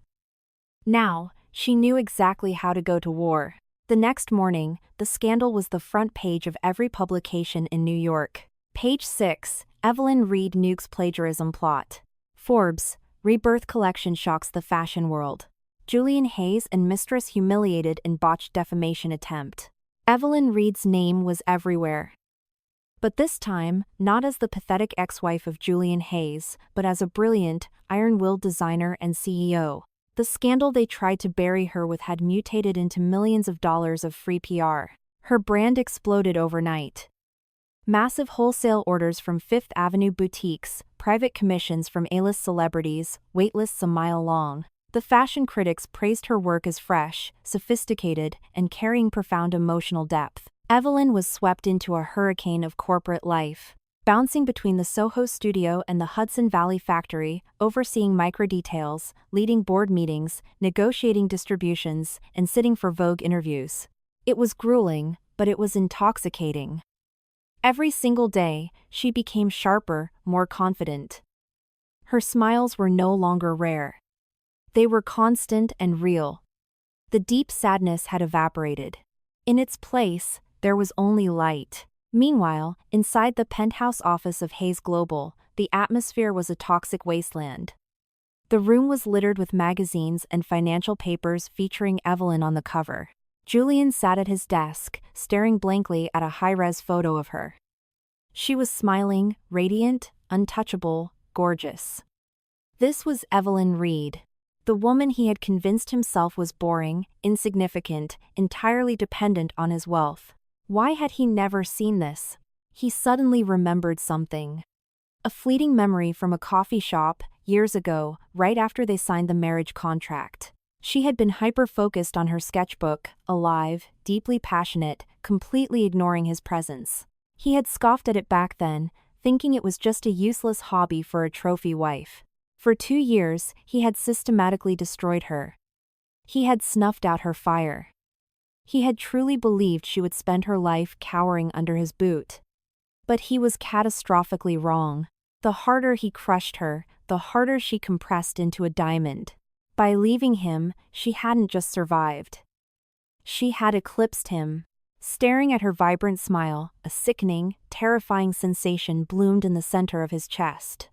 It wasn't just rage anymore. It was an agonizing realization. A massive, hollow void. As if something infinitely valuable, something he actually possessed, had slipped through his fingers forever. He crushed the newspaper in his fists until his knuckles popped. He refused to accept this reality. No. Evelyn Reed belonged to him. Even if he had to destroy her entirely, even if he had to drag her down into hell, she was his. While Evelyn built her empire and Julian drowned in his psychotic obsession, Alexander Sterling was operating in the absolute shadows. Because for Alexander, simply helping her launch a company was not enough. He wanted to violently rip out the root of her trauma. The dark, decade-old corporate blood feud between the Hayes and Reed families. The exact excuse Julian had used to justify 2 years of psychological torture. Inside a highly discreet, private tea house in upstate New York, Alexander sat across from a middle-aged man with weathered skin but terrifyingly sharp eyes. It was Mr. Peterson, the most expensive and lethal private corporate investigator on the East Coast. Mr. Sterling, this is everything I could dig up regarding the Hayes-Reed collision from 10 years ago, Peterson said, sliding a massive, encrypted dossier across the table. Alexander took it and began to read. According to the legend Julian had worshipped his entire life, 10 years ago, Hayes Global and the Reed Group were fiercely bidding against each other for a multi-billion-dollar Manhattan municipal development project. At the 11th hour, the Reeds allegedly leaked highly classified architectural intel to a third-party competitor. Hayes Global lost the bid catastrophically. Simultaneously, their international supply chains were mysteriously sabotaged. The company went into a tailspin. Julian's father, buckling under the sheer stress of the collapse, suffered a massive stroke and died shortly after. All the digital forensics at the time pointed directly at the Reed Group. That was the genesis of Julian's psychotic hatred. Alexander frowned. It was too clean. The narrative was too perfect, too convenient. Like a flawlessly engineered corporate hit job. Did you find the anomaly? Alexander asked without looking up. Yes, sir, Peterson replied, adjusting his wire-rimmed glasses. Thanks to your blank check resources, we tracked down the phantom variable that vanished a decade ago. A Mr. Evans, the former VP of acquisitions at Hayes Global. He was the point man for that municipal bid. Peterson paused. Immediately after the scandal broke, he liquidated his assets and vanished to Vancouver. We tracked him down. He refused to talk at first, but when we showed him irrefutable evidence that his son owed $3 million to a Macau gambling syndicate, he suddenly found his religion. Peterson placed a secure digital recorder on the table. This is his confession. Alexander pressed play. A raspy, exhausted male voice filled the quiet room. It wasn't the Reeds. And it wasn't a mistake. Both families were played. The voice shook with old guilt. The puppet master was Blackwood Capital. Alexander's eyes narrowed to slits. 10 years ago, Blackwood Capital was a ruthless private equity firm directly competing with both Hayes and Reed. The recording crackled on. Blackwood had leverage on me. Blackmail. They forced me to plant the digital breadcrumbs inside Hayes servers. Blackwood leaked the intel. Blackwood ordered the supply chain sabotage. Their strategy was brilliant. Frame the Reeds, let Hayes go to war with them, and watch them annihilate each other. And it worked flawlessly. Hayes went into a death spiral, the Reeds were radioactive in the industry, and Blackwood scooped up the municipal contracts for pennies. The voice faded. Years later, Blackwood offshored their assets to shell companies in the Caymans and vanished. The truth was buried. The recording clicked off. The absolute, brutal truth lay naked on the table. Alexander sat perfectly still, but inside his dark eyes, a Category 5 hurricane was raging. So this was it, all of Julian's psychotic hatred. All of Evelyn's undeserved suffering. It was all built on a fabricated lie. A Wall Street ghost story. Julian hadn't just worshipped a lie. He had been a pathetic, manipulated puppet, and he had unleashed all of his misplaced fury onto a completely innocent woman. His own wife. Alexander's jaw locked so hard it ached. Pure, homicidal rage mixed with agonizing sorrow. She had suffered so much for absolutely nothing. He grabbed the dossier and the recorder and stood up. Thank you, Mr. Peterson. The wire transfer will hit your account in Zurich by morning. When he got back into his armored SUV, he sat in the driver's seat for a long time. He held the nuclear launch codes in his hands. The absolute proof that would clear the Reed family's name and psychologically obliterate Julian Hayes. He had to tell Evelyn. But how? This truth was viciously cruel. It meant that her 2-year nightmare, her sacrifice to save her family, had been completely pointless. He sighed, rubbing his temples. No matter how much it hurt, she had a right to the truth. And he would be standing right beside her when it hit. He didn't drop the bomb immediately. He knew her company was just gaining altitude, she was finally happy. He didn't want to drag her back into the dark right away. He waited for the perfect moment. A few days later, on a crisp Sunday afternoon, he called her. Are you free today? I want to take you somewhere. Where? Evelyn asked, holding a phone between her ear and shoulder as she sketched. It's a surprise, he replied with a rare, low chuckle. Consider it a celebration for your Q1 sales reports. Evelyn agreed. The place he drove her to was the Greenwich Village campus of NYU and the Parsons School of Design. 5 years had passed, but nothing had changed.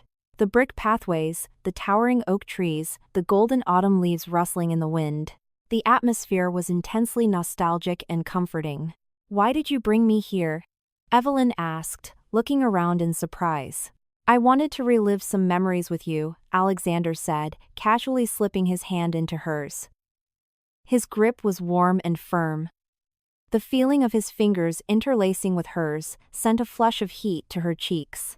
She instinctively tried to pull back, but he held on just a fraction tighter. A sweet, terrifying sensation bloomed in her chest. They walked past the Bobst Library. Alexander stopped and pointed to a massive window on the second floor. Remember? You used to basically live in that window seat. Evelyn stared at him, bewildered. How on earth do you know that?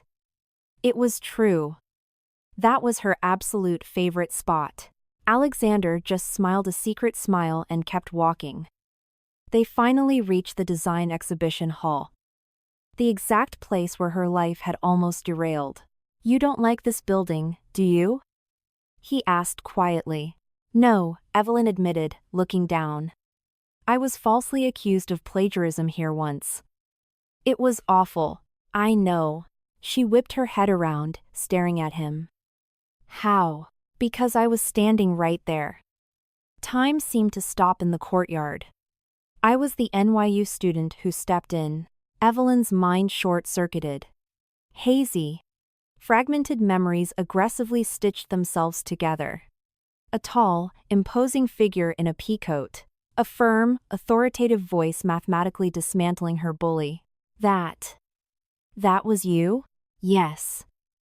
He nodded softly, reaching out to tuck a stray lock of hair behind her ear. I couldn't take my eyes off you after that. His deep voice grew impossibly tender. The brilliant, fiercely stubborn girl with the fire in her eyes. Evelyn's heart hammered against her ribs like a trapped bird. Now she finally understood. We have met before. They had always been connected. They walked to a stone bench near the fountain and sat down. The autumn wind swirled around them.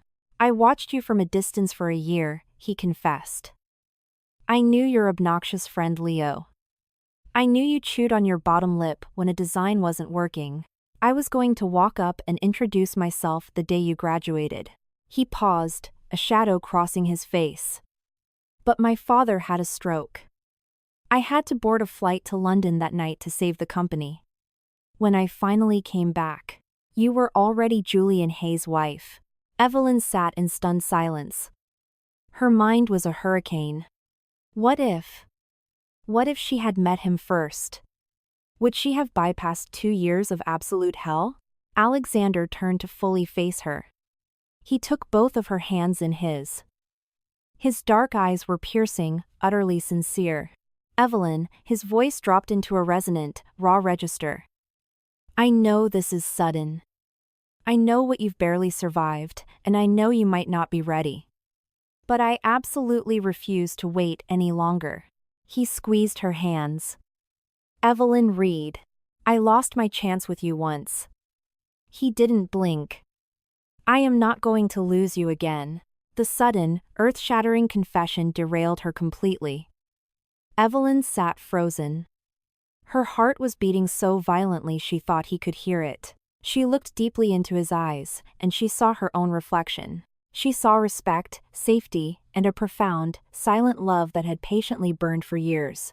This was the first time in her life a man had confessed his feelings to her, not for her family's connections, not for a corporate merger, but simply for her. Her eyes flooded with hot tears. Tears of pure, overwhelming emotion. She didn't know how to form words. Alexander gently wiped a tear from her cheek, his touch trembling slightly. She felt a massive wave of joy, but right behind it, terror.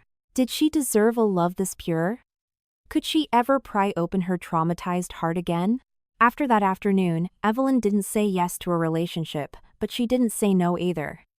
She allowed him to step closer.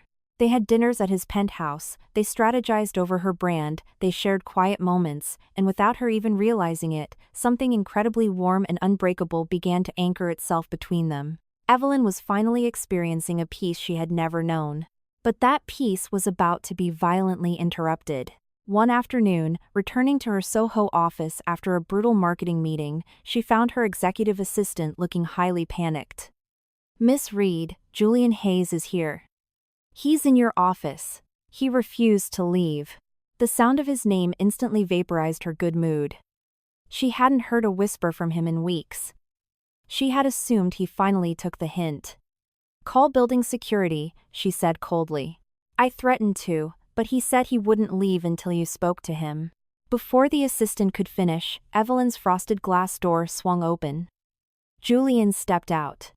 He was still wearing a bespoke suit, but he looked completely wrecked. He had dropped weight, his cheekbones were sharp, and deep purple bags hung under his eyes.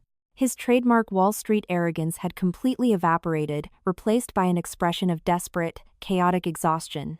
"Evelyn. We need to talk." "We have absolutely nothing to talk about," she replied, turning her back to walk toward the elevators. Julian rushed forward, blocking her path in the hallway. His eyes were no longer burning with rage, but with something entirely foreign to him. Pain. Supplication. "Evelyn, I know I was wrong. I was completely wrong. Please. Can you just give me one chance to make this right?"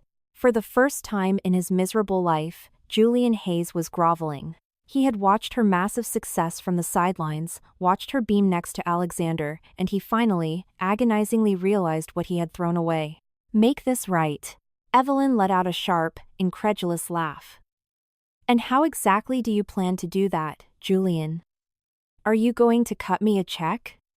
Or are you going to hurl more insults at me to balance out the scars you gave me?" "No," he said frantically, stepping closer. "I'll treat you right. I'll give you whatever you want.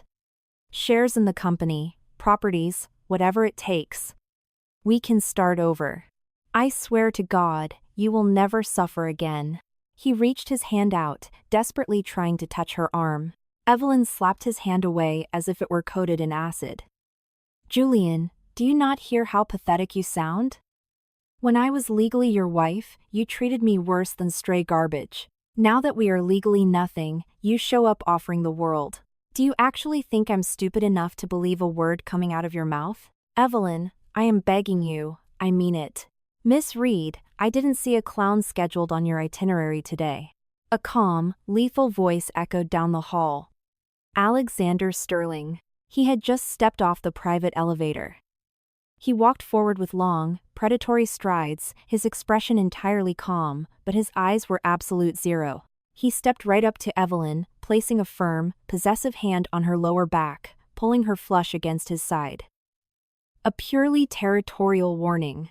Seeing him, the psychotic rage immediately flared back to life in Julian's eyes. "Sterling. This is between me and my wife. Back the hell off." "Your ex-wife, Hayes," Alexander corrected, his voice dripping with ice. "And her business is my business." He glanced down at Evelyn, noticing the tension radiating from her shoulders. His voice instantly softened. "You've had a long day. Go into your office. Let me handle the trash." Evelyn nodded, deeply relieved. She walked into her office and the heavy glass door clicked shut behind her. They were alone in the hallway. The air turned so thick it could be cut with a knife. "Julian Hayes," Alexander said, his voice dropping into a deadly register. "On what delusional grounds are you begging for reconciliation? To justify the 2 years of psychological abuse you put her through? I hated her family. I had my reasons." Julian roared, desperately clinging to his one pathetic justification. Alexander let out a short, hollow laugh. "Reasons? Are you absolutely certain those reasons weren't just blinding, pathetic stupidity?" Before Julian could react, Alexander pulled his phone from his pocket, synced it to the hallway's smart speaker system, and pressed play. The terrified, crackling voice of Evans, the former VP, echoed through the corridor. The confession. The Blackwood Capital conspiracy. The bribery. The manipulation. Every single word was a sledgehammer to Julian's skull. His face morphed through a terrifying spectrum of emotions: outrage, shock, violent denial, and finally, sheer, cavernous emptiness. He stumbled backward, hitting the glass wall. No. No. That's impossible. That's a deep fake. You fabricated this to ruin me. Alexander pulled a folded document from his breast pocket and threw it directly at Julian's chest. It was the bank manifests. Offshore wire transfers from Blackwood Capital to Evans's accounts. IP logs of the data breach. If you're still in denial, I have him in a safe house in Vancouver. I can put him on FaceTime right now. Julian's hands shook violently as he stared at the banking digits. The routing numbers, the dates. It all stared back at him, mocking his entire existence. He had been completely, catastrophically wrong. The holy crusade of vengeance he had waged for a decade was a manufactured lie. He had hated the wrong people. And worse, he had unleashed the full force of his psychotic trauma onto a completely innocent girl. His wife. Alexander's jaw clenched. You didn't just ruin your own life, Hayes. You tortured hers for a lie. Julian couldn't breathe. His chest seized up in a violent panic attack. The guilt crushed him like a falling skyscraper. He looked at the frosted glass door where Evelyn was hiding. The rage in his eyes was gone, replaced by bottomless self-hatred. What had he done? He had systematically destroyed the only person in the world who had ever genuinely tried to stand by him. The revelation broke his brain faster than any physical beating ever could. He dropped the papers, turned, and practically sprinted to the elevator like a broken, hunted animal. For 2 straight days, Julian locked himself inside his Long Island mansion. He didn't eat. He didn't sleep. He sat in the dark, chain-smoking, drowning in scotch and memories. Evelyn trying to cook him dinner, which he threw in the trash. Evelyn waiting up for him, while he came home reeking of Chloe's perfume. Evelyn on the ballroom floor, her eyes shattered. Every memory was a razor blade to his conscience. When the shock finally wore off, it mutated into a terrifying obsession. He had to fix this. He had to win her back. At any cost. And he did it, the only way a Wall Street billionaire knew how. Through grotesque, suffocating excess. On Monday morning, when Evelyn stepped out of her Uber at her Soho office, she stopped dead in her tracks. The entire lobby of the commercial building was completely buried in blue roses imported from Ecuador. From the revolving doors to the elevator banks, it was an ocean of blue, accompanied by a massive banner hanging from the ceiling. Evelyn, please forgive me. The entire building was whispering and snapping photos. Evelyn felt a massive migraine forming behind her eyes. Did he honestly think this was romantic? To her, it was a vulgar, highly disturbing spectacle. Have the maintenance staff throw every single one of these in the dumpster, she ordered her security chief. From now on, nothing with Julian Hayes' name on it crosses the threshold of this building. But Julian didn't stop there. Throughout the week, an avalanche of absurd gifts flooded her office. Limited edition Cartier watches, Hermès Birkin bags with 3-year waitlists, custom Oscar de la Renta gowns. For most women, it would be a dream. For Evelyn, it was highly offensive. He thought he could buy her compliance just like he did with Chloe. Return to sender, she ordered without even opening the boxes. If he refuses the return, donate it all to a women's shelter in the Bronx. When the financial bombardment failed, Julian changed his tactics. He became her shadow. He started showing up everywhere. At lunch, she would see him sitting 3 tables away at Balthazar, just staring at her. When she went to meetings in Midtown, his Maybach trailed her Uber. At night, he would stand in the lobby of her Hudson Yards building, holding massive bouquets, waiting. Evelyn, please, just give me 5 minutes, he begged, stepping in front of her one evening. She walked right past him. I know you hate me, he shouted, following her toward the elevators. Scream at me, hit me, slap me across the face. Do whatever you want, but stop treating me like a ghost. His relentless stalking was suffocating. Evelyn stopped, turned around, and looked at him with absolute 0 degrees Kelvin. Mr. Hayes. Are you completely unaware that this constitutes criminal harassment? Your epiphany is incredibly late and, frankly, pathetic. Have a shred of dignity and leave me alone. She stepped into the elevator. Outside the glass doors, Alexander's SUV was idling. He had watched the entire pathetic display from the back seat. He didn't intervene. He respected Evelyn's autonomy to handle her own battles. But as she slid into the car, Alexander gave the driver an order to pull away, shooting a lethal glare at Julian through the tinted window. Julian stood frozen on the Manhattan sidewalk, the $5,000 bouquet feeling like lead in his arms. For the very first time in his privileged life, true panic set in. He had lost total control. He was finally realizing a brutal truth. Some things cannot be bought back. His grand gestures weren't wooing her, they were deeply repulsing her.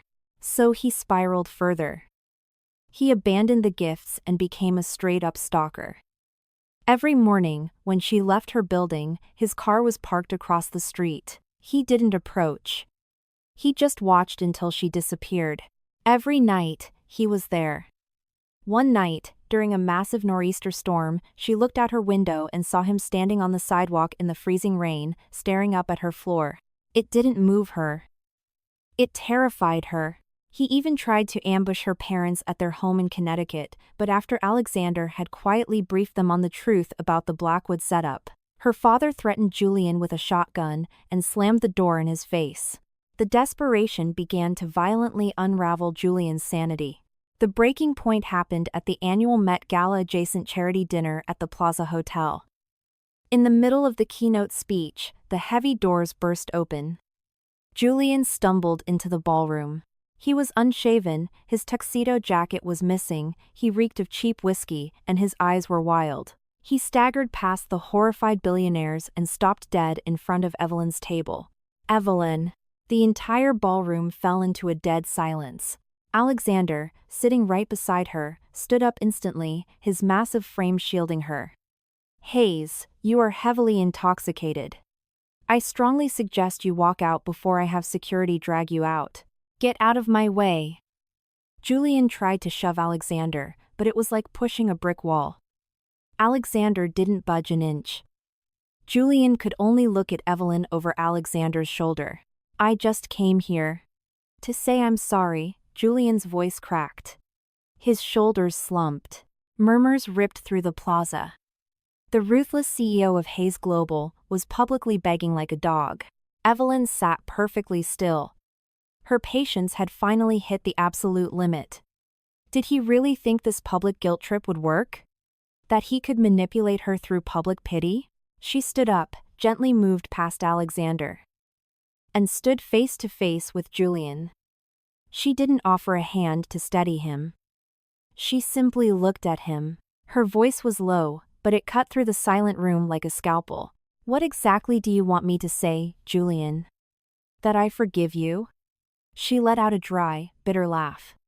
Do you have any concept of what my life was like for 2 years? Do you know that every insult, every time you looked at me like I was garbage, felt like a knife in my ribs? Do you remember the street Regis? When you dragged me by my hair across the marble in front of everyone in this room? Do you know how I felt? Her voice trembled with raw emotion, but it did not break. Where was your apology then? She took a deep breath. Can your I'm sorry erase that? Can it turn back time? She shook her head slowly. It can't, Julian. It never will. Every word was a nail in his coffin. Julian stared at her. His mouth opened, but his vocal cords refused to work. He knew she was right. He had inflicted fatal damage. This public execution was the final, lethal blow to Julian's ego. Whatever was left of his pride shattered into dust. He stopped trying. He gave up entirely. He locked himself in his mansion and sank into a suicidal bender. One night, during a torrential downpour, Julian got behind the wheel of his Aston Martin, completely blackout drunk. He drove aimlessly, his brain completely fried. Without realizing it, autopilot took him to Hudson Yards. He parked aggressively across the street from Evelyn's building, staring up at her illuminated window. His chest hurt so badly he wanted to rip it open. He decided to leave, to finally disappear, but his drunk, uncoordinated foot slammed the accelerator instead of the brake. The V12 engine roared. The Aston Martin jumped the curb and smashed violently into a massive steel light pole. The sickening crunch of metal shattered the rainy night. Evelyn, who was reading in bed, heard the explosion. In that exact second, her phone rang. It was Alexander. Evelyn, do not go downstairs, his voice commanded urgently. Julian just crashed his car outside your building. My security detail is already on it. I'm 3 minutes away. Her heart seized. A crash. Despite everything he had done, she didn't want him dead. She walked out onto her balcony and looked down. The luxury car was a crumpled, smoking mess wrapped around the pole. Minutes later, FDNY sirens wailed, and Alexander's SUV pulled up. She watched from above as Alexander took total control of the scene, directing the paramedics. They pulled a bloody, unconscious Julian from the wreckage. When the ambulance finally sped away, Alexander called her back. He'll live. Minor concussion and a broken rib. Mostly, he's just dangerously intoxicated. Go to sleep. Evelyn stood by the glass door, processing it. It felt like the ultimate manipulation, destroying himself to force her to care. She was so incredibly tired. This needed to end, permanently. The next day, she found out Julian had discharged himself and was back at his Long Island estate. She ordered a car. She was going to see him, one absolute last time. The Hayes mansion no longer felt grand, it felt like a massive, empty mausoleum. Mrs. Gable led her upstairs in utter silence. Julian was lying in his massive bed, his chest wrapped in bandages, his face pale and bruised. When he saw her walk through the door, a pathetic spark of desperate hope ignited in his dull eyes. Evelyn. You came. She stopped at the foot of the bed, keeping her distance. I didn't come to visit you. I came to make something explicitly clear. The spark in his eyes instantly died. Julian, your games are over. This whole tragic martyr act doesn't make me feel pity for you, it deeply repulses me. She took a breath, delivering the final, fatal dose of reality. The pain you are feeling right now is absolutely nothing compared to the hell I lived in for 2 years. Do you actually believe you have the right to play the victim? Julian opened his mouth, but she cut him off, her voice like liquid nitrogen. Who is going to refund my ruined reputation? Who is going to give me back my youth? Your regret fixes nothing. It only forces me to relive trauma that I am desperately trying to heal from. She stared directly into his soul. Between us, there is nothing left. Except disgust. She delivered the final blow. So, if you actually feel a single ounce of genuine guilt for what you did to me, do me one final favor. Let me go. Disappear from my life, forever. She turned on her heel and walked out, never looking back. Julian lay frozen in the bed, watching her vanish through the door. He wanted to scream her name, to beg on his knees, but his voice was gone. He knew she was right. He had lost her, permanently. A single, boiling tear slid down his bruised cheek. When Evelyn walked out the front doors of the Hayes estate, she felt completely, beautifully empty. Alexander's SUV was idling in the driveway. He stepped out of the car and simply opened his arms. Evelyn couldn't hold it in anymore. She ran down the steps and threw herself into his chest. Her entire body shook as she cried. The 2-year nightmare was officially, totally over. Alexander held her incredibly tight, burying his face in her hair. He didn't ask a single question. He just held her, and in that silent embrace, he promised her she would never, ever be alone again. Following the catastrophic plagiarism scandal at the Javits Center, Chloe Vance's modeling career evaporated overnight. Brand deals were voided. Agencies dropped her. She went from an Instagram it girl to an absolute pariah. But what drove her truly insane was Julian's total abandonment. He had discarded her like a piece of used trash. All of his obsessive, psychotic energy was focused entirely on Evelyn. The bitter jealousy mutated Chloe's brain. If she couldn't have the billionaire lifestyle, Evelyn wouldn't get to enjoy it in peace. She knew she couldn't attack Evelyn directly. Alexander's private security was impenetrable, but she could destroy her life's work. A month later, the New York Business Association hosted a highly exclusive charity auction at the Waldorf Astoria. Evelyn's brand was invited to donate a flagship piece. She presented a one-of-a-kind diamond and ruby necklace named Phoenix Fire. It was her magnum opus, and to Chloe, it was the perfect target. Evelyn sat in the front row next to Alexander, looking serene, confident, and stunning. When the Phoenix Fire necklace was brought onto the stage as the final lot, the ballroom gasped in awe. Then, chaos erupted. A disheveled man wearing a trench coat burst from the catering doors and rushed the stage. In his hand, he held a glass bottle filled with a clear liquid. "Evelyn Reed," he screamed like a fanatic. "You stole my design. I'm going to destroy you." He lunged toward the display case, pulling his arm back to hurl the liquid. The crowd shrieked in terror. But he didn't even make it 2 steps. Like ghosts, 2 of Alexander's elite, ex-Secret Service bodyguards materialized from the shadows. They tackled the man to the floor with bone-breaking force. The glass bottle flew from his hand, shattering on the marble stage. The clear liquid splashed across the floor, immediately hissing and eating into the stone. Acid. The acrid smell of burning marble filled the room. Total panic erupted. Alexander instantly pulled Evelyn into his chest, shielding her body with his own. But his eyes were utterly calm and lethal. He had been expecting this. He knew a rat like Chloe wouldn't go down quietly. He had ordered his intelligence team to monitor her dark web activity, though even he hadn't predicted an acid attack on the jewelry. The NYPD arrived in 3 minutes. Alexander's lawyers handed them an encrypted USB drive containing wiretaps, burner phone texts, and bank transfers. The attacker, a desperate addict hired off the street, confessed immediately. Chloe, who had been hiding in the back of the ballroom wearing a wig and sunglasses, tried to bolt for the fire exit. She didn't make it. The police slapped cuffs on her in front of the entire New York elite. "No, it wasn't me, Julian. Julian, help me." She shrieked hysterically as they dragged her out. She was hauled away to Rikers Island, facing decades in federal prison for conspiracy to commit felony assault. She was destroyed.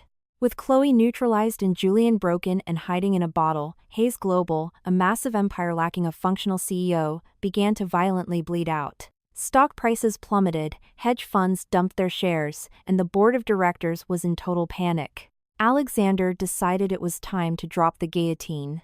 He didn't do it in the shadows. He did it in the light of day. At a highly publicized Sterling Enterprises press conference regarding corporate ethics, a planted Wall Street Journal reporter asked a specific question about unfair market practices in the real estate sector.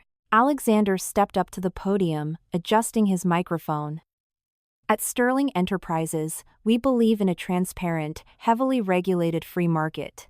We condemn monopolistic bullying and illegal corporate sabotage." He paused, his eyes turning to ice.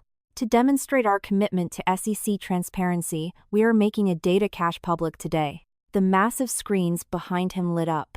It was a financial massacre. Unredacted emails, offshore bank logs, recorded extortion calls. Every single dirty trick Julian Hayes had deployed to try and bankrupt Evelyn's startup, alongside the horrific truth of Blackwood Capital's manipulation, was laid bare for the DOJ and the SEC to see. "We are not releasing this to target any specific conglomerate," Alexander concluded with lethal, flawless PR spin. "But simply to ensure transparency in New York." It was a kill shot. The news went viral in seconds.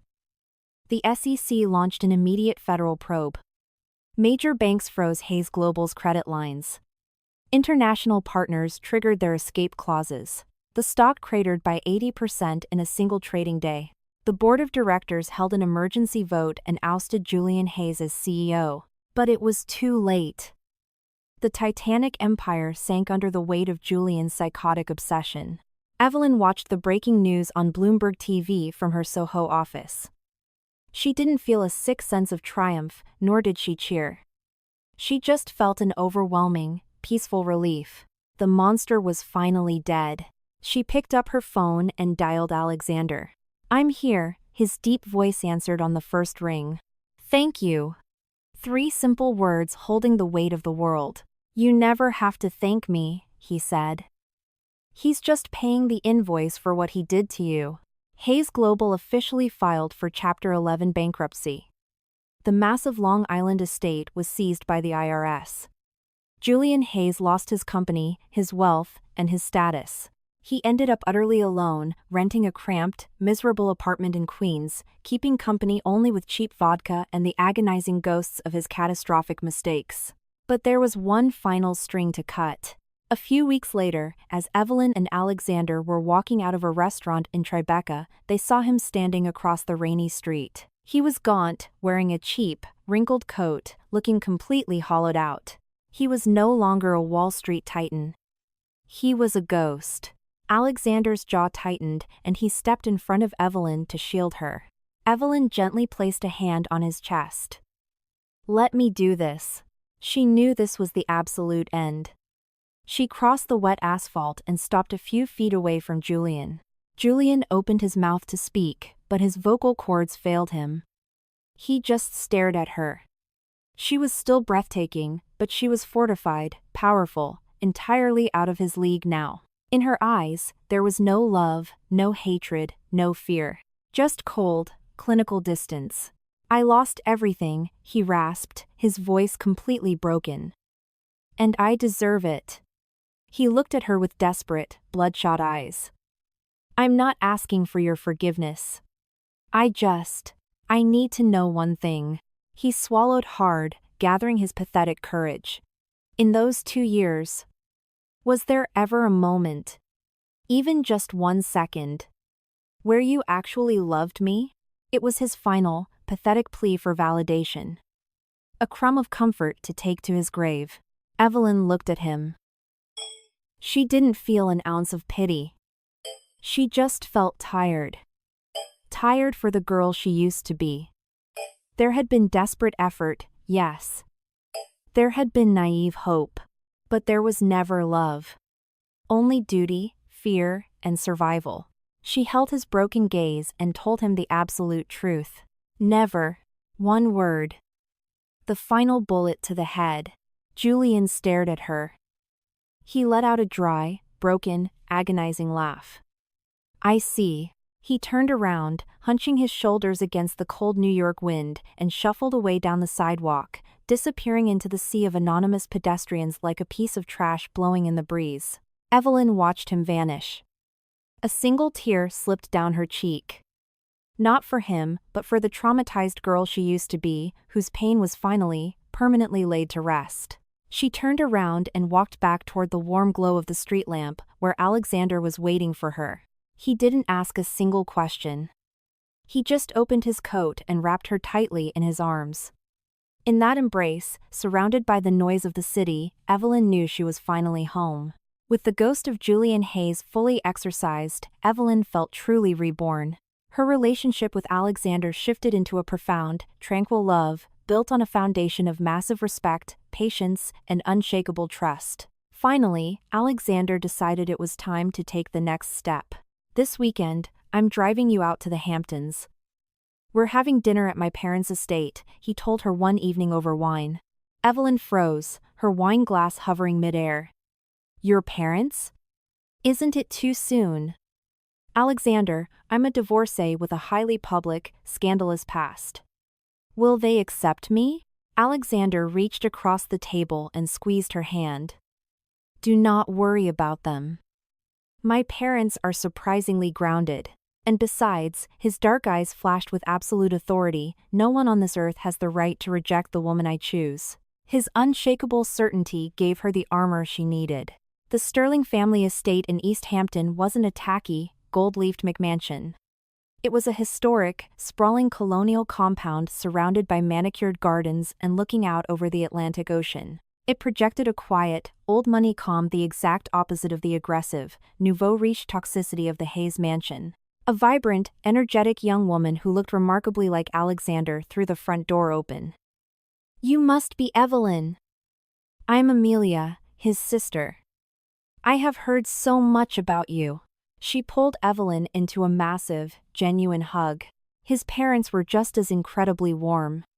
His father, the retired chairman of Sterling Enterprises, had an imposing posture but kind, crinkling eyes. His mother was the epitome of Upper East Side elegance, but with a deeply maternal aura. She took Evelyn's hands immediately. "Evelyn, darling. Alexander has talked our ears off about you. You are even more stunning in person. Dinner was loud, warm, and filled with laughter. No one brought up the scandals. No one uttered the cursed name of Julian Hayes. They asked about her jewelry designs, her time at Parsons, and treated her exactly like family. After dessert, Mrs. Sterling asked Evelyn to walk with her through the moonlit gardens. "My dear, I know you were terrified to come here," the older woman said softly, looping her arm through Evelyn's. "But please know, your past does not define you in this family. What matters is how you survived the fire. I wear pieces from your collection constantly. I deeply admire your brilliance and your spine of steel." She stopped and looked back toward the house, where Alexander was laughing with his father. "My son has always been a machine. Cold, calculated, totally consumed by the board of directors. I have never seen him look at a human being the way he looks at you. He has finally found the woman he wants to protect for the rest of his life." She turned back to Evelyn, her eyes shining. "Please, take good care of his heart." Those words incinerated the very last trace of fear in Evelyn's soul. Her eyes brimmed with happy tears. "I will. I promise you. Thank you." Riding back to Manhattan in the Bentley, Alexander held her hand against his thigh. "See? I told you." Evelyn rested her head on his broad shoulder, closing her eyes. Her heart was at absolute peace. She had finally found her harbor. That night, back at her penthouse, Alexander didn't leave. They sat out on the massive terrace, a blanket wrapped around them, watching the New York skyline glitter like a million diamonds. Evelyn broke the comfortable silence. She turned to look at him. Her eyes held a brand new, unbreakable certainty. "Alexander." "Yes?" he answered, his heart kicking into a higher gear. She took a deep breath. "Alexander Sterling. I accept your proposal." The words hit him like a shockwave. He stared at her, completely stunned. Evelyn smiled a radiant, unshadowed, blinding smile. She reached up and cupped his chiseled jaw. "I've thought about it endlessly. I refuse to lose a man like you. I want to be brave enough to love, and to let myself be loved, again." The sheer rush of emotion completely short-circuited his brain. He didn't say a single word. He just leaned in and crashed his lips against hers. It was a deep, consuming, desperate kiss, loaded with all the suppressed longing of the last 5 years. Evelyn wrapped her arms around his neck, pulling him closer. In that kiss, she found absolute safety, fierce protection, and the undeniable truth that she was exactly where she belonged. When they finally pulled apart, gasping for air, they rested their foreheads together. "Evelyn," he whispered hoarsely. "Thank you," she murmured against his lips. "Thank you for finding me, for believing in me. And for never, ever giving up on me." That night, wrapped in his arms, for the first time in years, Evelyn slept deeply, without a single nightmare. Only dreams filled with light, and the steady heartbeat of the man holding her. To celebrate their official beginning, Alexander organized a massive surprise. "Clear your calendar for the next 2 weeks. We're going on vacation," he announced one morning, tossing 2 first-class Emirates tickets onto the kitchen island. Destination: Carmel by the Sea, California. The rugged, breathtaking coastal haven she had always kept pinned on her vision board. They stayed at a massive, ultra-private cliffside estate overlooking the Pacific Ocean. For 2 weeks, Alexander completely unplugged from Wall Street. He left his corporate armor in New York. He became deeply attentive, incredibly relaxed, constantly making her laugh. He took candid photos of her walking on the beach, bought her silly tourist souvenirs in town, and cooked her breakfast. Evelyn felt so light, so incredibly free. She laughed until her ribs ached. The darkness of her past was entirely washed away by the California sun. On their final evening, he took her to a private, cliffside overlook in Big Sur to watch the famous Pacific sunset. The sky exploded into violent shades of blood orange, pink, and deep purple. The crashing waves below sounded like thunder. The entire world seemed to pause just for them. Evelyn leaned back against his chest, his arms wrapped securely around her waist. Alexander, I feel like I'm in a dream. He kissed the top of her head. It's not a dream. It's our reality. And from today on, every single day is going to be this beautiful. He turned her around to face him. His voice shifted, dropping into that incredibly serious, devoted register she loved so much. Evelyn. He reached into his jacket pocket and pulled out a small, navy blue velvet box. He flipped it open. Inside sat a breathtaking, flawless diamond ring, but what literally stopped Evelyn's heart was the bespoke platinum setting. It was her design, the sketch from 5 years ago at Parsons. A small, delicate vine sprouting from the band, pushing up toward the diamond. New life. Rebirth. I never forgot that sketch, he said, his eyes locking onto hers. I knew it wasn't just a piece of jewelry. It was a reflection of your soul, fierce, brilliant, and always fighting to reach the light. Alexander Sterling, the ruthless billionaire who bowed to no one, slowly sank down onto one knee on the cliffside. Evelyn. I am not a man of poetic speeches. I just know that finding you, and waiting for you, was the greatest investment of my life. Seeing you smile is the only ROI I care about. I want to spend the rest of my existence protecting you, loving you, and making sure no shadow ever touches you again. He held the ring up, the diamond catching the last dying rays of the sun. Evelyn Reed. Will you marry me? You don't ever have to hold up the sky again. You just have to lean on me. Tears streamed freely down her smiling face. She couldn't form the words. She just nodded violently, over and over again. Alexander slid the ring onto her finger. It was a flawless fit. He stood up, wrapped his arms around her waist, and spun her around under the twilight sky. I love you, Evelyn. I love you too, Alexander.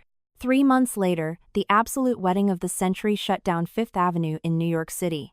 Evelyn walked down the aisle of St. Patrick's Cathedral, looking like royalty in a custom gown she had designed herself, flanked by a sea of white orchids. She was no longer the broken, submissive girl from the past. She was a radiant, titanium-strong CEO, walking confidently toward her forever. Alexander waited for her at the altar, looking devastating in a bespoke tuxedo, his eyes filled with absolute, unfiltered adoration. Before the Archbishop, New York's elite, and their loved ones, they spoke their vows. I do, he swore. I do, she promised. They exchanged rings and kissed deeply as the massive cathedral erupted into thunderous, echoing applause. At that exact moment, in a dingy, piss-smelling dive bar deep in the forgotten corners of Queens, Julian Hayes sat completely alone. He was surrounded by empty shot glasses. On the small, staticky TV mounted above the bar, a local news channel was broadcasting the high society wedding live. He stared at the screen. He saw Evelyn. Blindingly beautiful, genuinely happy, safely wrapped in the arms of a better man. Her radiant smile cut straight through his alcohol-soaked brain, directly into his soul. He had truly, permanently lost her. He raised his shot glass to the screen with a trembling hand, but the cheap liquor could do absolutely nothing to drown the agonizing, suffocating weight of his regret. This was his customized hell, and he would live in it forever. Later that night, far away from the noise of the city, Alexander scooped his wife into his arms and carried her over the threshold of their new, sprawling Tribeca penthouse. He laid her gently onto the massive bed, which was covered in white rose petals. Mrs. Sterling, he whispered, leaning his weight over her, resting his forehead against hers. I await your orders. Evelyn let out a soft, breathy laugh, wrapping her arms securely around his neck, pulling him down. And I await yours, Mr. Sterling. He looked deeply into her clear, beautiful eyes. His voice was heavy with raw, absolute sincerity. Thank you, he whispered against her lips, for giving me the honor of loving you. The sun that breaks through the clouds after a brutal hurricane is always the warmest, and undeniably the brightest.